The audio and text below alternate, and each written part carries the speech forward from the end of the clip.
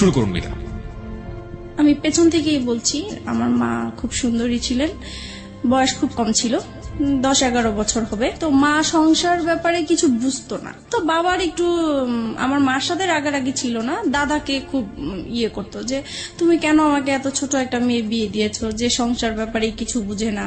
তো এরকম করে বাবা বিয়ের কিছুদিন পরেই চলে গেছে। পরে যাই হোক, একটা সময় আমি পেটে আসি আমার মার। তো তখন থেকে আমার বাবা আবার বাড়িতে কম আসতো, ঢাকায় বেশি থাকতো। কি করতেন ঢাকাতে? ঢাকায় তখন সে ওই যে হোটেলে চাকরি করতেন। জি।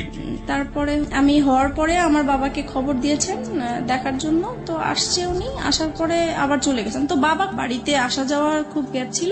তো এটা হয়তো বা আমার মার পছন্দের ছিল না। পরে এক সময় উনি আরেকটা সম্পর্কে জড়িয়ে যান। আপনার বাবা না, আমার মা। আপনার মা আরেকটা সম্পর্কে জড়িয়ে যান? জি। আমি তখন 15 কিংবা 20 দিনের মতো আমার বয়স। ওই সময়টাতে আরেকটা সম্পর্কে জড়িয়ে যায়? জি। ওকে। পরে মা আমাকে রেখেই চলে গেছেন, ওনার সাথে চলে গেছেন। উনি বিয়ে করবে না, উনি মজা করার জন্যই সম্পর্কটা করেছিলেন। তো যখন উনি বিয়ে করছে না, তখন ওই মুহূর্তে সে পরে আমার বাবার কাছে আসছিল। তো আমার বাবা বলতেছে যে আমার অতটুকু ছোট বাচ্চা ফেলে তুমি চলে গেছে, এখন আর আমি তোমাকে নিব না। ওকে। তারপরে উনি ওনার বাবার বাড়ি গিয়েছেন, ওখানেও উনি জায়গা পায়নি। তখন উনি কি করবে? তো এই সময় উনি নাকি মানে মেন্টালি অসুস্থ হয়ে পড়েন। তো পরে ওনাকে ওনার বাবা মা এখন আশ্রয় দিতেই হবে, যেহেতু অসুস্থ হয়ে গেছে, কেউ নাই। তো মা এরকম চিকিৎসা অবস্থায় থাকেন। আর আমাকে আমার বাবার বোন ছিল যে ওনার কাছে আমাকে রাখতে দিয়েছেন। আপনার মা যখন মা হলেন সেই সময়টাতে তার বয়সটা কত? তখন তার 15 থেকে 16 বছর। একদমই কিশোরী বয়স। জি। তারপরে আমি আমার ফুপুর কাছেই বড় হয়েছি প্রায় 3 বছর পর্যন্ত। তারপরে আমার ফুপু প্রেগনেন্ট হয়ে যায় অবস্থা। তখন বাবা সেই মুহূর্তে কি করবে? পরে বাবা আমাকে ঢাকায় নিয়ে গেল। ঢাকায় নিয়ে যাওয়ার পরে ছোট্ট একটা বাচ্চা, উনি কাজও করতেছেন, আবার ওখানেই আমাকে রাখার ব্যবস্থা করছেন। তো হচ্ছে না আসলে বিষয়টা। পরে বাবা যেখানে থাকতো সেখানে আরেকটা ইয়েকে পছন্দ হয়, মানে দ্বিতীয়বার ওনাকে বিয়ে করেন। তো এইভাবে বিয়ে দেওয়ার পরে ফার্স্ট ওয়াইফের সাথে কি ডিভোর্স হলো আপনার বাবার? হ্যাঁ, ওটা তো ডিভোর্স। প্রথম স্ত্রীর সাথে ডিভোর্স হয়ে গেল। ওকে। তারপরে তো এখন এই মার সাথেই সম্পর্ক। তারপরে মা আমাকে পালতেছে ভালোই, নিজের মেয়ের মতোই আদর যত্ন করছে। তো এক সময় আমার এই মাও প্রেগনেন্ট হয়ে যায়। তারপরে তো ওনারও একটা মেয়ে হয়। এই মেয়ে হওয়ার পর থেকে আমি এখন বুঝতে পারছি যে একটু ভালোবাসাটা যেন ডিফারেন্ট হয়ে গেছে, আগের মতো না। কিন্তু তারপরও মনে হয় নাই, মানে আমি তখন জানতামও না যে সে আমার সেকেন্ড মা বা কিছু, লোকের কাছে শুনতাম। তারপরে যাই হোক, এরকম করে অনেক বছর হয়ে গেছে। তারপরে এক সময় আমার বাবা মানে বলছে যে আমি তো আর এখানে হচ্ছে না, আমি একটু দেশের বাইরে যাব। তো উনি দেশের বাইরে চলে গেলেন। উনি এভাবে টাকা পাঠাচ্ছেন। আমার মা আবার অত শিক্ষিত ছিল না, টাকা পয়সার হিসাব টিসাব রাখতে পারেনি।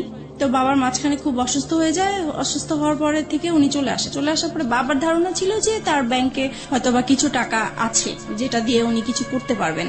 তো বাবা এসে দেখে যে আসলেই কোনো টাকা পয়সা নাই। তারপর থেকে তো মার সাথে মানে রাগারাগি, তারপরে মারধর করে একটা সময় মাকে। এগুলো আপনি নিজের চোখে দেখেছেন? নিজের চোখে দেখেছি। মানে বাবার ধারণা ছিল যে আমার মা হয়তো বা তার বাবার বাড়ি টাকাগুলো দিয়ে দিয়েছেন এর জন্য। তো এর জন্য খুব মারধর হতো। এই বিষয়গুলো আমার খুব মানে ব্রেনে কাজ করতো যে কেন এরকম হলো। তো এগুলো দেখতে দেখতে একসময় খুবই অসুস্থ হয়ে যায় আমি। তো আমার বাবার দুঃসম্পর্কে একটা ভাই আছেন, উনি হচ্ছে ডাক্তার কম্পাউন্ডারে চাকরি করতেন। তো আমাকে বলেছে তুমি যেহেতু অসুস্থ হয়ে গেছো, তাহলে চলো তুমি আমার ডাক্তার তোমাকে দেখাবো। তো গিয়েছি, ওখানে আমার প্রেশার মাপে প্রচুর হাই প্রেশার হয়ে গেছে। তো উনি বলতেছে ওষুধ দিয়েছেন কিছু, আর এমনিতে সাজেস্ট করেছেন যে যদি বাইরে কোথাও বেরিয়ে আসে তাহলে ভালো হবে। তো তখন আমার ওই চাচাটা বলতেন যে ঠিক আছে, তাহলে চলো আমার বোনের বাড়ি তুমি বেড়ায় আসবা। তো বাবাকে বললো, পরে আমি ওখানে গিয়েছি। ওখানে যাওয়ার পরে ওই চাচার বোনের ননদের ছেলের সাথে আমার পরিচয় হয় ওখানে। ওকে। উনি দেখে আমাকে পছন্দ করেন, পছন্দ করে এক সময় আমাকে ফোর্স করে ওনাকে ভালোবাসার জন্য। তো আমি বলতেছি যে তখন কোন ক্লাসে পড়েন আপনি? তখন আমি 6 ক্লাস 6 এ পড়েন। তার মানে আপনার বয়স 11 থেকে 12 বছর। যে ছেলেটা আপনাকে প্রপোজ করলো সে আলটিমেটলি আপনার ওই ডাক্তার কম্পাউন্ডারের কোন এক আত্মীয়, রাইট? জি। ওকে। সেই ছেলেটার বয়স কত ছিল? উনি তখন ইন্টারমিডিয়েট দিয়েছেন। ফাইন। তারপর তারপর আমাকে বলতেছে যে তোমাকে আমার খুব পছন্দ হয়েছে, তোমার সাথে আমি ভালোবাসার সম্পর্ক করতে চাই। তখন আমি বলেছি যে আমি তো করব না। তো বলতেছে কেন, তুমি কেন রাজি না? তো আমার ফ্যামিলির যে ব্যাপারগুলো এগুলো নিয়ে তার সাথে ডিসকাস করলাম। তখন সে বলতেছে যে দেখো, আমি তোমাকে পছন্দ হয়েছে, তোমার কি আছে না আছে এগুলো আমার দরকার নেই, তোমার সাথে আমার বিয়ে হবে এটাই হচ্ছে বড় কথা, আর কারো দরকার নেই। তো তখন আমি বললাম যে ঠিক আছে, এটা নিয়ে আমি চিন্তা করব, তারপর আপনাকে জানাবো। তো বলতেছে তুমি তো চলেই যাবা, তাহলে তোমার সাথে আমার যোগাযোগ হবে কিভাবে? তখন পরে ওনার অ্যাড্রেসটা নিয়ে আসলাম আর আমার অ্যাড্রেসটা দিয়ে আসলাম। তারপরে হচ্ছে উনি অনেকদিন পরে আমাকে একটা চিঠি পাঠায়। তো চিঠি পাঠানোর পরে চিঠিটা পড়ে ভালোই লাগলো। পরে আমি এই চিঠিটা নিয়ে অনেক ভাবতে থাকলাম যে লোকটা তো আমাকে মনে হয় সত্যি সত্যি ভালোবাসে।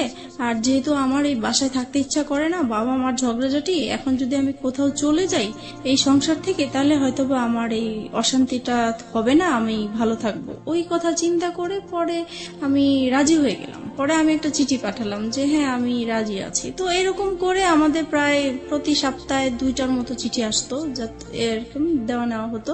প্রায় 3-4 মাস পরে হঠাৎ আমি আবার পড়াশোনার পাশাপাশি হাতের কাজ শিখতে খুব পছন্দ করতাম। তো আমি বিভিন্ন জায়গায় হাতের কাজ শেখার জন্য যেতাম। তো একদিন আমার এলাকা দিয়ে আমি যাচ্ছি, হঠাৎ তাকে দেখে ফেলি। ওকে। সেও আমাকে দেখে ডাকছে। তো আমি অবাক হয়ে গেছি। কিছুক্ষণ আমি একদম চুপ ছিলাম যে যেই লোকটাকে আমি সেই চাঁদপুরে দেখে আসছি, সেই লোকটা হঠাৎ করে ঢাকায়, তাও আমার এলাকার মধ্যে কিভাবে আসলো? পরে উনি আমাকে দেখেই বলতেছে যে আমি না তোমার কাছে আসছি। তখন আমি অবাক হয়ে গেলাম যে এত দূর থেকে সে আমার কাছে আসছে। আমি চিঠি পাঠাতাম ঠিক আছে, কিন্তু উনি আসবে সেটা বলেও নাই আমাকে। তো যাই হোক, তখন ওই যে গুলশান পার্কটা ছিল, তো আমাকে সেখানে নিয়ে গেছে। যাই হোক গেলাম, যাওয়ার পরে কথা টথা বললাম। এখন বলতেছে যে আমি তোমাকে তো আমার খুব দেখতে ইচ্ছা করে মাঝে মাঝে, এখন কি করব? তো আমি বলতেছি দেখেন, আমার তো আসলে এরকম বাইরে বের হওয়ার অভ্যাস নেই, আর তাছাড়া আমার খুব ভয় লাগে যে কোথায় কেউ দেখে ফেলে কিনা, পরে বাবার কাছে বিচার যাবে, এটা আমার খুব খারাপ লাগবে। তো বলতেছে যে না, দেখবে না, তুমি ওইভাবেই আসবে। তো এরকম করে প্রায় 2-3 মাস পর পর আমাদের দেখা হতো। 2-3 মাস পর পর ও ঢাকাতে আসতো ওর বাড়ি থেকে আপনার সাথে দেখা করার জন্য? উদ্দেশ্যটা ছিল আমার সাথে দেখা করার, কিন্তু ওর রিলেটিভ থাকতো ঢাকা, ওখানে আসতো। তো তারপর একটা সময় ওর রেজাল্ট ভালো হয়। আপনি ঢাকায় কোথায় থাকতেন সেই সময়টা? আমি ঢাকায় হচ্ছে মহাখালী থাকতাম। মহাখালী থাকতেন। হ্যাঁ, যেটা বলছিলেন যে ওর রেজাল্ট ভালো হয়নি, মানে ইন্টার রেজাল্ট ভালো হলো নাকি অন্য কোনো পরীক্ষা? না, ইন্টারভিউ। ও এইচএসসি তে ভালো করলো না, কি ছিল রেজাল্ট? মানে ফেল করেছে সে। ওকে, ভালো না হওয়া বলতে মানে ফেল করেছে, তো ভয়াবহ খারাপ।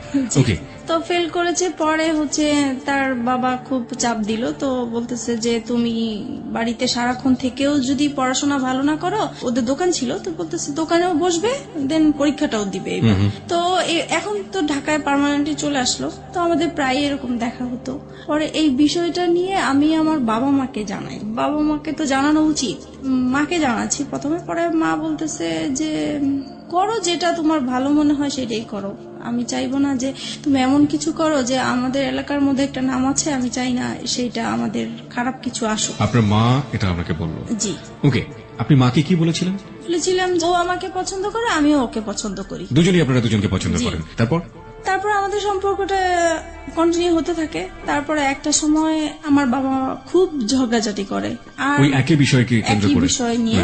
সেই দিন একদম খুবই খারাপ পর্যায়ে। তখন স্বাভাবিক ভাবেই সন্তানরা মার সাপোর্টই নিয়ে থাকতো, তো আমিও মার সাপোর্টে কথা বলতাম। তো এই কথা বলাতে বাবা মানে আমার উপর খুব বিরক্ত হতো। পরে একটা সময় বলে উঠলো যে তুমি কার জন্য কথা বলছো, তুমি জানো এটা যে তোমার মানা। আমি এতদিন মানুষের কাছে শুনে আসছি, বাবা মার মুখ থেকে কখনোই শুনিনি। তার মানে আপনি আগে জানতেন না যে আপনার আসল মাইনি না? না, আমি জানতাম, আমি অন্যের মুখ থেকে শুনেছি, কিন্তু তাদের মুখ থেকে কখনো শুনিনি। বাবার মুখ থেকে শুনতে অসম্ভব রকমের খারাপ লাগলো, তাই তো? জি। ওকে, তখন থেকে আমার মানে কথাটা মানে খুব কানে লাগছে যে আসলেই কি এরকম? আমি তো এতদিন মানুষের কাছে শুনেছি, তাহলে তো সত্যি এরকম, তাহলে তো আমার সেই মার সাথে দেখা করা উচিত। তারপরে হচ্ছে আমি সবসময় ভাবতে থাকি যে কিভাবে দেখা করব। তো এক সময় আমাদের একটা নেবার ছিল, উনি এক সময় আমাদের গ্রামের বাড়ির ছিলেন। তো আমারও খুব উৎসাহ হলো যে তাহলে তো উনার মাধ্যমে দেখা সম্ভব। তো বলছে যদি আপনি দেখা করাই দিতে পারেন আমার খুব ভালো হতো। তো বলছে তোমার মা তো সবসময় তোমার জন্য কান্নাকাটি করে, তাহলে আমি এবার বাড়ি যেয়ে বলবো তাকে। তারপরে উনি আপনার মার সম্পর্কে একটু জানি, ততদিনে কি বিয়ে হয়েছে আপনার মার? হ্যাঁ, যখন অসুস্থ হয়ে যায় তখন তার ভাইরা ওই লোকটাকে ধরে তারপরে মানে তার সাথে বিয়ে জোর করে বিয়ে দিয়ে দেয়। জি, ওকে, বিয়ে করে দেয়। তারপরে ওই সম্পর্কে আছেন উনি। এখন এক্সিস্টিং ওই সম্পর্কে আছেন। জি। ওকে, ফাইন। তারপর আপনি মার সঙ্গে দেখা করলেন, তারপর কি হলো? তারপরে আমার মা আসলেন, আসার পরে দেখা করলাম, দেখা করার পর উনি প্রথমে দেখে কান্নাকাটি করলো, যেটা স্বাভাবিক। তো আমার না মার জন্য কোনো ফিলিংস আসে নাই, আমার বিশ্বাসই হচ্ছে না যে এ আমার মা, এই ভদ্র মহিলাটা মা। আম্মা। তারপরে হচ্ছে মানে কেমন জানি লাগতেছে আমার কাছে, খুবই অপরিচিত। আমার মা ডাকতেও ইচ্ছা করছে না, কিছুই না। তারপরে উনি আমাকে লাস্টে বললো, শুধু এটাই বললো যে তোমাকে আমি আমার ইচ্ছে করে ফেলে আসি নাই, আমার কিছু সমস্যা ছিল এই কারণে ফেলে আসছি। আমি তাকে কোশ্চেন করেছিলাম।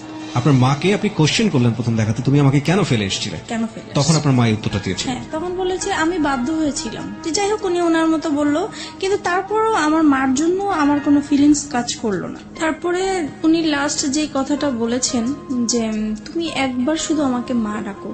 তা আমি অনেক চেষ্টা করেছি কিন্তু পারিনি, ডাকার জন্য পারিনি, কারণ আমি তো তাকে কখনো দেখিই নেই, কিভাবে তাকে মা ডাকবো? হুট করে তো আর মা ডাকা যায় না। তারপরে হোক ডাকি নেই, তো আমি বলছি যে আপনার সাথে যদি আমার যোগাযোগ থাকে তাহলে আমি একসময় হয়তো বা আমার মুখ থেকে শুনতে পাবেন, কিন্তু এখন আমি বলতে পারবো না। তারপরে আমি বাসায় চলে আসি। বাসায় আসার পরে আমি ওই যার মাধ্যমে আমার মাকে পরিচয় হয়েছে, তো উনাকে বলে দিছি যে আমি যে আমার এই মার সাথে দেখা করেছি এটা আমার এই মার কাছে বলবেন না, ইভেন কি আমার বাবার সাথেও বলবেন না। তো উনি বলছে ঠিক আছে, তুমি জানাতে না চাইলে বলবো না। তো আমিও জানাই না এই বিষয়টা, এইভাবেই আছে। তো আর কখনোই মনে হয় নাই যে আমার মার সাথে আমি দ্বিতীয়বার দেখা করি বা কথা বলি, এরকম কখনোই আমার ফিলিংস আসে নাই। তারপরে একটা সময় বাবার এরকম আরো বেশি জ্বালাচ্ছে, অশান্তি করছে। তারপরে চিন্তা করলাম যে বিয়ে করে ফেলি, তাহলে চলে গেলে আর বাবা মার এই ঝগড়াঝাটি দেখতে হবে না। তখন আপনার বয়স কত? তখন 14-15 হবে। ওই ছেলেটার সাথে চিন্তা ভাবনা করছেন? জি। এবং পরিবার থেকে এই ধরনের অশান্তি থেকে বের হয়ে যাওয়ার বের জন্য হওয়ার জন্য এই ধরনের প্ল্যান। জি। ওই ছেলেটাকে কি মনে প্রাণে তখন ওই ছেলেটার প্রতি এক ধরনের এফেক্টেড হয়ে যাওয়া, একদম অদ্ভুত রকমের ভালো লাগা, ওকে দেখলে না দেখলে ভালো লাগে না, একেবারে মজে আছেন ওর প্রেমে, এরকম একটা ব্যাপার কি ছিল? এরকম কিছু ছিল, কিন্তু আমার বেশি কাজ করতে হলো যে এখান থেকে আমাকে বের হতে হবে, ওকে, সেটা যে কোনো ভাবেই হোক না কেন। যে কোনো ভাবেই হোক। কেন বেরোতে হবে? কারণ এখানে যে মা বাবা ঝগড়াঝাটি করছে, এগুলো আমি যত দেখছি ততই আমি অসুস্থ হয়ে পড়ছি। যে আপনি চেষ্টা করছিলেন যে কোনো ভাবেই হোক না কেন আপনার এই পরিবার, যে পরিবারে আপনি বড় হয়েছেন, সেই পরিবার থেকে যে কোনো ভাবে বের হয়ে যাওয়ার। তারপরে আমি ওকে বললাম বিয়ের কথা। তো সে বলল যে এখন বিয়ে করব, এখন তো আমি নিজের পায়ে এখনো দাঁড়াতেই পারি নাই। তো আমি বলছি যে দেখো, এখন আমাকে এখান থেকে বের হতেই হবে। তো সে বলল যে ঠিক আছে, আমি আমার বাবা মাকে বিষয়টা জানাই। তো সে তার বাবা মাকে জানিয়েছে। তো ওনারা প্রথমে রাজি হয়নি, পরে ও একটু রাগারাগি করলো ফ্যামিলিতে। তখন ওর বাবা এক সময় মেনে নিল যে ঠিক আছে, তুমি যেটা বলছো সেটা, তবে আমরা যাব, কথা বলবো ওদের সাথে। তারপরে ততদিনে ও তো ওর বাবার দোকানে বসে কাজ করছে এবং পাশাপাশি পড়াশোনা করছে, ইন্টারমিডিয়েট ফেল করেছে সব গৌরবে, তাই তো? ওকে। তখন তারপরে আমি বললাম যে না, আমি এটা ফ্যামিলিগতভাবে করতে চাচ্ছি না। তখন বলছে কেন? বলতেছে এখানে অনেকগুলো প্রবলেম আছে, আমি তো তোমাকে আগেই বলেছি যে আমার বাবার টাকা পয়সা নাই, সে অনুষ্ঠান করে বিয়ে দিতে পারবে না। তারপরে বলতেছে দেখো, বাবা মা এখন চাচ্ছে, কি করব? পরে আমি বলতেছি দেখো, এখন যদি আমাকে তুমি ভালোবেসে থাকো, বিয়ে যদি করতে হয় একা করতে হবে, কারণ আমি আমার বাবার অবস্থা জানি, আমি নতুন করে অশান্তি দিতে পারবো না। তখন সে রাজি হয়ে গেল বিষয়টা। তো আমরা একদিন ঘুরতে গিয়েছিলাম, ওখান থেকে হঠাৎ করে সে আমাকে কাজে অফিসে নিয়ে যায়। আমিও জানতাম না যে আজকে আমার বিয়ে হবে। তারপরে হচ্ছে বিয়ে করে ফেলি। তখন আমার 18 বছর হয়নি, কিন্তু ওখানে 18 বছর দেওয়া হয়েছে। 3 লাখ টাকা কাবিননামা হয়। বিয়ে করার পরে এখন ওর বাবা মার কাছে জানিয়েছে। ওর বাবা মা বলছে আমরা যেখানে রাজি হয়েছিলাম তুমি সেখানে একা কেন করলে, কেন করতে গেলে, রাইট? তারপরে বলতেছে তাহলে তুমি আমার বাড়িতে আর উঠবা না। তো এখন ও কোথায় যাবে? পরে কি করব, আমি আমাদের বাসায় নিয়ে আসলাম। পরে মাকে বলেছি, বাবাকে বলেছি, কারণ তাদের, আমার মনে হচ্ছে তারা খুশি হয়েছে, যেহেতু তাদের কোনো টাকা পয়সা খরচ হচ্ছে না। তারপরে যাই হোক, আমরা ওখানেই ছিলাম প্রায় 2-3 মাস। পরে আমার হাজবেন্ডের খালা আছে, বড় খালা, ওরা সবাই ওই খালার কথা শুনেই চলে।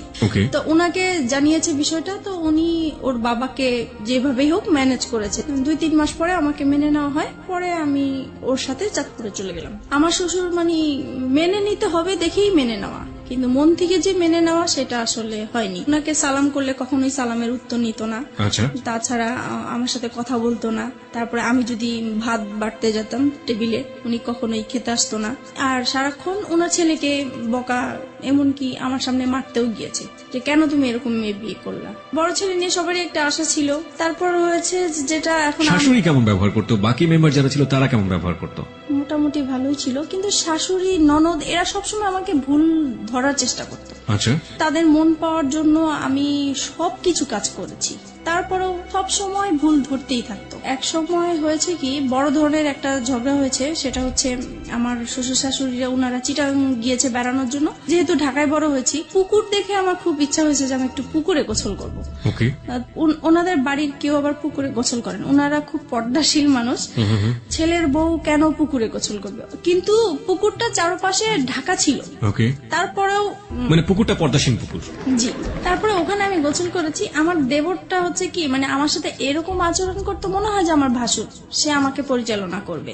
তো এটা আমার পছন্দ হতো না। তো সে এসে আমাকে বলতেছে, কি ব্যাপার, আপনি কেন পুকুরে গোসল করলেন, এই সেই, আপনি জানেন না পুকুরে গোসল করে আমাদের পছন্দ না। তো বলছে আমার একটু ভালো লাগছে, আর বাড়িতে তো কেউ ছিল না। এই নিয়ে সে আমার বাবা মা তুলে গালাগালি শুরু করছে। আপনার হাজবেন্ড কি করছিল তখন? ও তো ঢাকায় থাকতো, আমি বাড়িতে থাকতাম।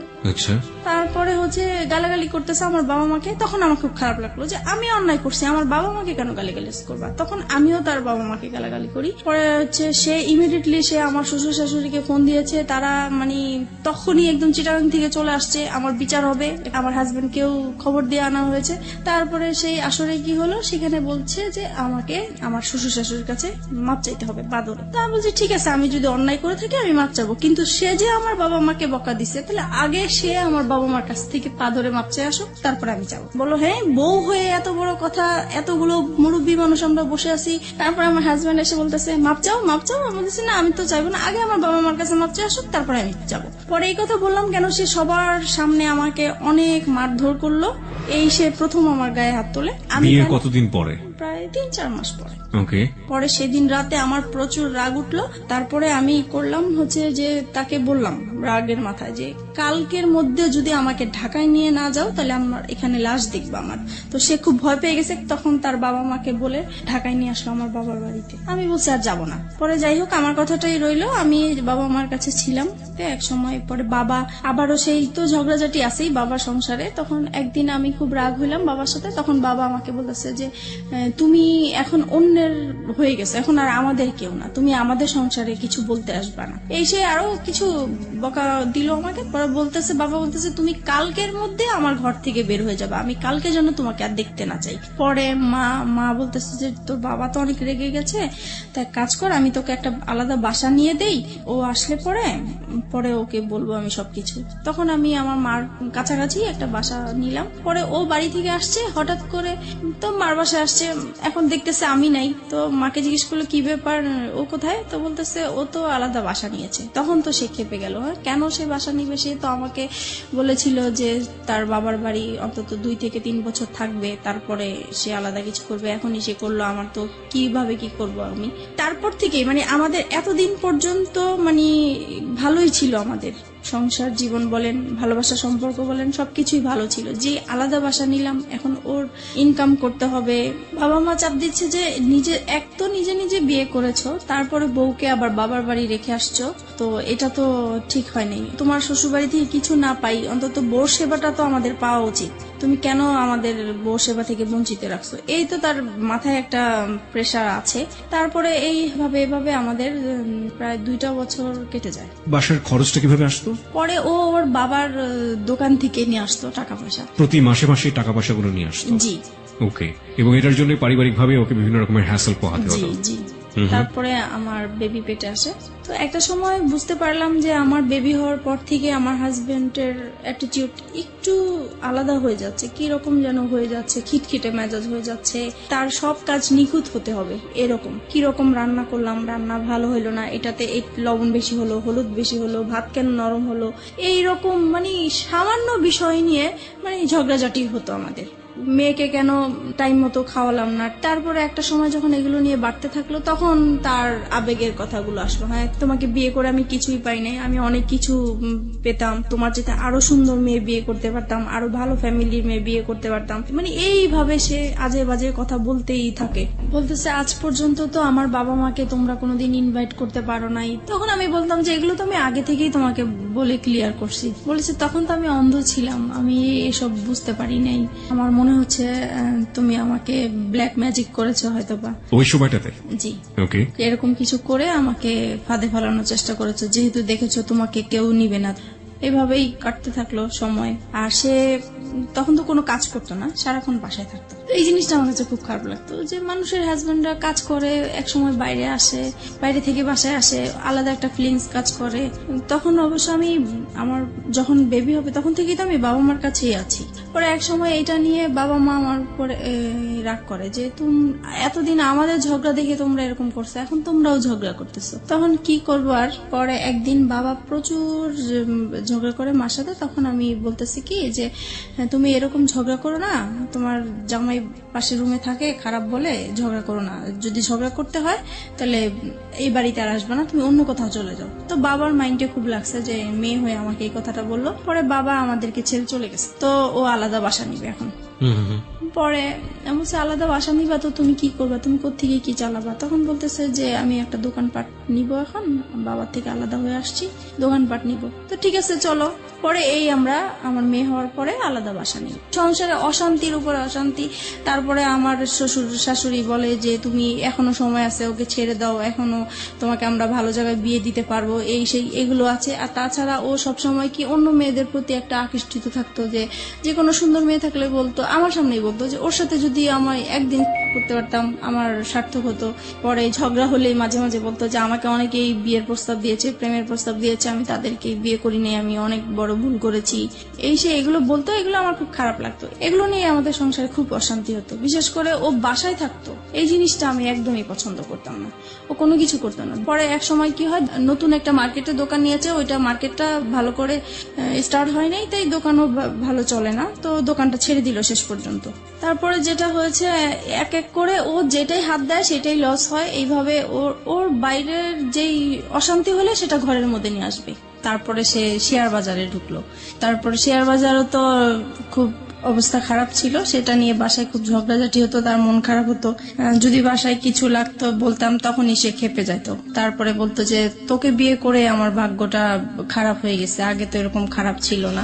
একটা জিনিস যেটা আমি বুঝতে পারছি মিতা, সেটা হচ্ছে যে ভেরি ক্রিটিক্যাল মোমেন্ট যাচ্ছে আপনাদের সংসারে। জি। অভাব-অনটন রয়েছে, মনোমালিন্য আসছে, কিছুদিন পরপরই ঝগড়াঝাটি হচ্ছে, এবং বয়স তো দুজনের কমই আছে, গাইডেন্স করার মতো কেউ নেই ওখানে, এবং একের পর এক ভুলের জন্ম হচ্ছে, তাই তো? ওকে, তারপরে যেটা হচ্ছে, আর আরেকটা জিনিস, ওর আর আমার ঝগড়াঝাটি হলে মারামারি হয়, ঠিক আছে, ও আমাকে বকে, আমি ওকে বকি, কিন্তু আমার কথা হলো যে আমরা ঝগড়াঝাটি করবো সেটা আমাদের ভিতরেই থাকবে। ও কি করে, সাথে সাথে ওর বাবা মাকে ফোন দিয়ে দিবে যে এরকম এরকম হচ্ছে, ওর সাথে আর আমার হচ্ছে না, তোমরা কি করবা, এসে করো, এই আর কি। এটা নিয়ে অশান্তি থাকে। তারপরে আমি যদি কম্প্রোমাইজের জায়গাতে আছি, লাইক একটা যেটা হচ্ছে যে এক হাতে তো কখনো তালি বাজে না। আপনি একটু আগেই বললেন যে আপনিও ঝগড়া করতেন, ও করতো, দুজনে মিলেই ঝগড়া হতো, কিন্তু কথা হচ্ছে যে যদি কম্প্রোমাইজের জায়গাতে আসি, যে সফট হওয়া, আগে থেকে একটু কম্প্রোমাইজ করে নেয়া, পরিস্থিতিটাকে শান্ত করা, সে কাজটা সবচেয়ে বেশি কে করতো? কেউ করতাম না, মানে আপনি হয়ে যেত। আমি কথা না বলার চেষ্টাই করতাম, কিন্তু ও এসে আমার রাগ ভাঙাতো। তার মানে ওই আপনাকে রাগ ভাঙানোর চেষ্টা করতো। এটা নিঃসন্দেহে তার একটা ভালো গুণ। কারণ রাগ করাটা খুব সহজ, কিন্তু রাগ ভাঙানো কিন্তু খুবই খুবই কঠিন একটা ব্যাপার, এবং সেটা নিজেকে স্যাক্রিফাইস করে চেষ্টাটা যারা করে, আমি মনে হয় যে এটা একটা স্পেশাল গুণ তাদের। ওকে, তারপরে আমি কথায় কথায় ওকে বলতাম যে তুমি আমাকে ডিভোর্স দাও। ও ডিভোর্স দিতে চাইতো না, তো সেই জন্য ওর বাবা আমাকে বলছে, তখন বলছে যে ঠিক আছে তুমি আরেকটা বেবি নাও, তাহলে 2টা বেবি হয়ে গেলে ও ব্যস্ত থাকবে, তখন আর কোথাও যাওয়ার কথাও বলবে না। তো সেই হিসাবে আমাদের আরেকটা বেবি হয়। আমার ইচ্ছা ছিল না বেবিটা নেওয়ার, ওর ইচ্ছাতেই বেবিটা নেওয়া হলো। ওর মামার বাসা পাশে ছিল, ওর মামার বাসাতে আমরা হসপিটাল থেকে এসে সরাসরি মামার বাসায় উঠলাম। আমার বোন তখন এসএসসি পরীক্ষা দিচ্ছে, মাঝখানে ওর কিছু গ্যাপ ছিল, তো সেই গ্যাপের মাঝে আমার কাছে আসছে। আবার অনেক গেস্টও আসছে, জায়গা ছিল না। তো আমার হাজবেন্ড বলতেছে কি যে এখানে তো জায়গা নেই, ওকে নিয়ে আমি আমাদের বাসায় চলে যাব। কথা ছিল খাওয়া দাওয়া করে সবাইকে নিয়ে যাবে, কিন্তু সে আমার বোনকে খাইয়ে টাইয়ে নিয়ে আগেই চলে গেছে। তারপর যাই হোক এরকম গিয়েছে, হঠাৎ করে সে আর কি মানে আমার বোনের সাথে সে একটা অনৈতিক কাজ করতে গিয়েছিল। সেটা আমি বুঝতে পারি নাই, আমি 3 মাস পর জানতে পেরেছি। আপনি 3 মাস পরে এটা জানতে পারেন? জি। কিভাবে জানতে পারেন? আমি মানে ও আসতো না তো, গ্যাপ ছিল, তখন আমি জিজ্ঞেস করছি কি ব্যাপার, ও আমার বাসায় আসে না কেন? আমি তো এরকম কিছু করি না যে ও আসা বন্ধ করে দিবে। তখন মা বলতেছে যে ও আর যাবে না তোমাদের বাসায়। তখন আমি বললাম যে কেন যাবে না? তখন সে কথাই বললো আর কি। তার মানে আপনার বোন গিয়ে আপনার মাকে বলেছিল এবং পরবর্তীতে আপনার মা আপনি জিজ্ঞেস করার প্রেক্ষাপটে আপনাকে এটা বলেছিল। এই যে ঘটনাটা যখন আপনার হাজবেন্ড এরকম কাজ করলো, তখন আপনাদের সাথে মানসিক যে সম্পর্ক হাজবেন্ড ওয়াইফের মধ্যে, সেই সম্পর্ক কি অবস্থায় ছিল? তখন তো খারাপ ছিল, খুব খারাপ অবস্থায় ছিল। জি। ওকে, তারপরে এটা জানার পরে আমি ওকে প্রশ্ন করলাম যে তুমি এরকম কিছু করেছো কিনা? তো সে বলতেছে যে না, আমি এরকম কিছুই করি নাই।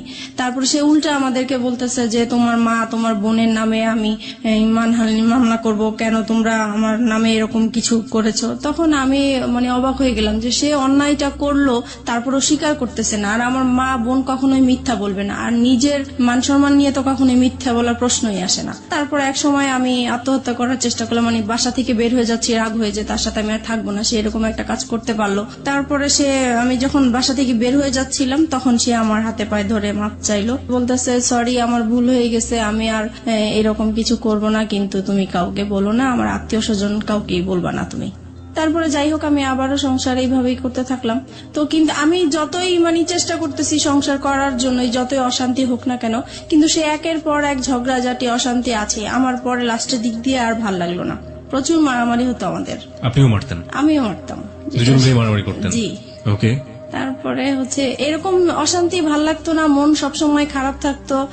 তাছাড়া মানে আর আমার ও খুব বেশি যন্ত্রণা করতো, আমি নাকি বেশি ঘুমাই, আমি খুব অলস, ঘরে কাজ করতে চাই না, ঘুমালে উঠতে চাই না।